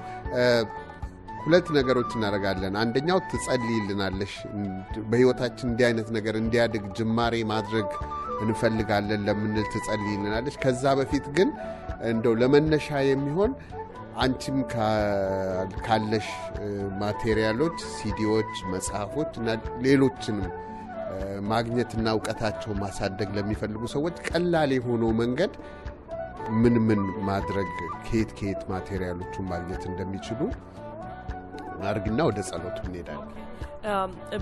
የኔ ሚኒስትሪ እንግዲህ አፒል ፎር ፒዩሪቲ ይባላል። ዌብሳይትም አለ፣ ትዊተርም አለ፣ ፌስቡክም አለ፣ ዩቲዩብ ቻናልም አለ እና መጽሐፉን የሚያገኙት አሁን እኔ የጻፍኩት መጽሐፍ ቢዮንድ ዘ ፌሪ ቴል ይላል። አሁን እሱም መጽሐፍ ማግኘት የሚችሉት ዌብሳይቱ ላይ በመሄድ ነው። አፒል ፎር ፒዩሪቲ ቢሄዱ ስቶር የሚል አለ። እሱም ክሊክ ሲያደርጉ ሄደው ማየት ይችላሉ። ሲዲ ደግሞ በአማርኛ የተዘጋጀ አለ። ግብረ ስጋ ግንኙነት ምን አይደለም። ሁለተኛው ደግሞ ግብረ ስጋ ግንኙነት ምንድን ነው የሚል በአማርኛ የተዘጋጀ ሲዲ አለ። እነዚህን ሁሉ ፕሮዳክቶች በዌብሳይታችን ላይ መጥተው ማግኘት ይችላሉ። መጽሐፌ ላይም አንዳንድ የምሰጣቸው እንትኖች አሉ፣ መጽሐፎች አሉ፣ ሰዎች ቢያነባቸው ይጠቅማሉ ብዬ የማስበው። ሌላም ብዙ ሬኮመንድ የማደርጋቸው መጽሐፎች አሉ ዌብሳይቱ ላይ፣ እሱንም ሄደው ማንበብ ይችላሉ። መቼም ይሄ አንገብጋቢ ነገር ነው። ሰዎች ራሳችንን ሁሉ ጊዜ በማስተማር ውስጥ መክተት አለብን እና እንግዲህ እኛም ለአድማጮቻችን እንግዲህ የዌብሳይቱንም አድራሻ ሌሎችንም እኛም ዌብሳይት ላይ እናረጋለን። ከዛ እንግዲህ እንደው ትንሽ ጨምርና ለምሳሌ በቤተ ክርስቲያኖች ደረጃ አንዳንድ ጊዜ ምናልባት የቤተ ክርስቲያኖቹን በዚህ በቤተሰብ እንትን ላይ ያሉትን ለነሱ ይህንን ስልጠና ምናምን መስጠት ለማግኘት የሚፈልጉ ከሆነ እንዴት ነው የሚያገኙት? ኮንታክት መቼም ዋና አሁን ፌስቡክ ቻናል ነው፣ ፌስቡክ ፔጃችን ነው። ከዛ ግን ያው ፌስቡክ ላይ ያለውን ስልክ ቁጥር በመከተል ኮንታክት ዳይሬክትሊ እኔን ኮንታክት ማድረግ አይችሉ ይሆናል። ግን ያው የሚያገኟቸው ሰዎች ኦፍ ኮርስ እኔን ዳይሬክትሊ ኮንታክት የሚያደርጉኝ ናቸው። ትሬኒንግ አሁን because of my travel ትሬኒንግ አልሰጥም in the near future ግን እንደሱ አይነት ፕሮጀክት አለኝ። ግን እንደዚህ አይነት አሁን እዚህ እንዳለሁበት ካናዳ መጥቼ እንደሰጠሁት አይነት አጠራጠር ያሉ ሴሚናሮች እሰጣለሁ። ስለዚህ ዌብሳይት ላይም ሆነ ፌስቡክ ፔጃችን ላይ ኮንታክት ማድረግ ይችላል። አላልቅ ያለኝ ነው ጥያቄ ልክ እንዳንቺ አገልግሎት ጥሪ ያላቸው የሚተኩሽን ሰዎች አጋጥሞሻል? እንዴት ነው ያዘጋጅሽ ነው? የሚገርም ነገር በጣም ጥማቴ ነው እሱ። አንዳንድ ሰዎች በጣም ፓሽኔት የሆኑ ይመስሉና ይቀርቡኝና ትምህርቱን ነው እንጂ የወደዱት በእርግጥ ጥሪ የላቸውም። ጥሪ ያለው ሰው ጥፋ ብትለውም አይጠፋም ከውስጥ ፓሽኑ። አንዳንዶቹ ግን በጣም ደስ ኤክሳይትድ የሆኑና ከአንድ ወር በኋላ ብደውልላቸው ማላገኛቸው፣ ኢሜል ብታረጋቸው ሪፕላይ አያደርጉም። ታውቃለህ ጥሪ እንደሌላቸው። በእርግጥ የኔ አገልግሎት ያው እንደምታውቀው በሶሳይታችን መካከል ልዩ ነው፣ አዲስ ነው እና እንኳን እሱን ደፍሮት ማስተማር ፈልጋለሁ የሚል ተጠርቻለሁ የሚል በትክክል የሚሰማኝ ሰው አንዳንድ ቦታ ይጠፋል፣ ይፈሩታል። ግን አንዳንድ ህፃናት ሴት ልጆች ለምሳሌ የ18 ዓመት ሴት ልጆች ኮንታክት ያደርጉኛል። እኔ እንዳንቺ ነው መሆን የምፈልገው፣ ጥሪ ይሄ ነው የሚሉኛሉ። ግን ያው ትንንሽ ልጆች ስለሆኑ ራራላቸዋለሁ እና ያው ተከተሉኝ እላለሁ። እንጸልይና እናጠናቅ። እግዚአብሔር ይህንን መልእክት ተጠቅሞ በሰዎች ህይወት ውስጥ አንድ የሚሆኑ ሁለት የሚሆኑ 50 የሚሆኑ በሰዎች ህይወት ውስጥ የለውጡን ሂደት እንዲጀምረው እስቲ ጸልይልና እንጨርስ። እግዚአብሔር ሆይ በጣም አድርገን እናመሰግናለን ስለዚህ ሰዓት፣ የኔንና የወንድሜንም ሰዓት እግዚአብሔር ሆይ ስለባርክ እናመሰግናለን። በዚህ ሰዓት ደግሞ ይሄንን ነገር ስለሰሙ ጆሮዎች ባርካለሁ። እግዚአብሔር ሆይ ማንም በአጋጣሚ ወይም በድንገት ወይም በስህተት አልሰማም። በአንተ ቀጠሮ ነው በዚህ አየር ውስጥ የተገናኘ ነውና ስለሰሙት ሰዎች አመሰግናለሁ። እግዚአብሔር ሆይ የሰሙትን በልባቸው አሳድር። ሪስፖንድ ማድረግ ላለባቸው ነገር በአንተ ፊት መልስ መስጠት ባለባቸው ነገር ላይ መስጠት እንዲችሉ እርዳቸው። እግዚአብሔር ሆይ በህይወቱ ደግሞ አንተን ኢንቫይት ያላደረገ ሰው በህይወቴ ና ብሎ ወደ ልቡ ያልጠራህ ሰው ካለ ይሄን ነገር የሚያዳምጥ በዚህ ሰዓት ጸልያለሁኝ። ጌታ ሆይ ወደ ህይወቴ ና። ይሄ ብቻ ነው ጸሎት፣ ሌላ ፎርሙላ የለውም። እኔም ብዙ አመታት በፊት የጸለይኳት ጸሎት አንድ ብቻ ነው፣ ጌታ ኢየሱስ ሆይ ወደ ህይወቴ ና። ስለዚህ ጌታ ሆይ ጸልያለሁ ይሄን የሚሰሙ ሰዎች አንተንም ማያውቁ ወደ ህይወታቸው ያልጋበዙ ወደ ህይወቴ ጌታ ኢየሱስ ሆይ ሕያው ነህ ና ብለው እንዲጠሩ እርዳቸው። እናመሰግናለን። የሰዎችን ደግሞ በአንተ ያሉትን መንግስትህን፣ ጽድቅህን የመጀመሪያ ፕራዮሪቲያቸው ያላደረጉት የሰሙትን ጌታ ሆይ አንተ የምትከስ አምላክ አይደለህም፣ ግን ደግሞ የምትወቅስ ነህና በወቀስካቸው ኤሪያ ላይ ማስተካከል ያለባቸው ማስተካከል እንዲችሉ እርዳቸው። በኢየሱስ ስም ጸለይን፣ አሜን።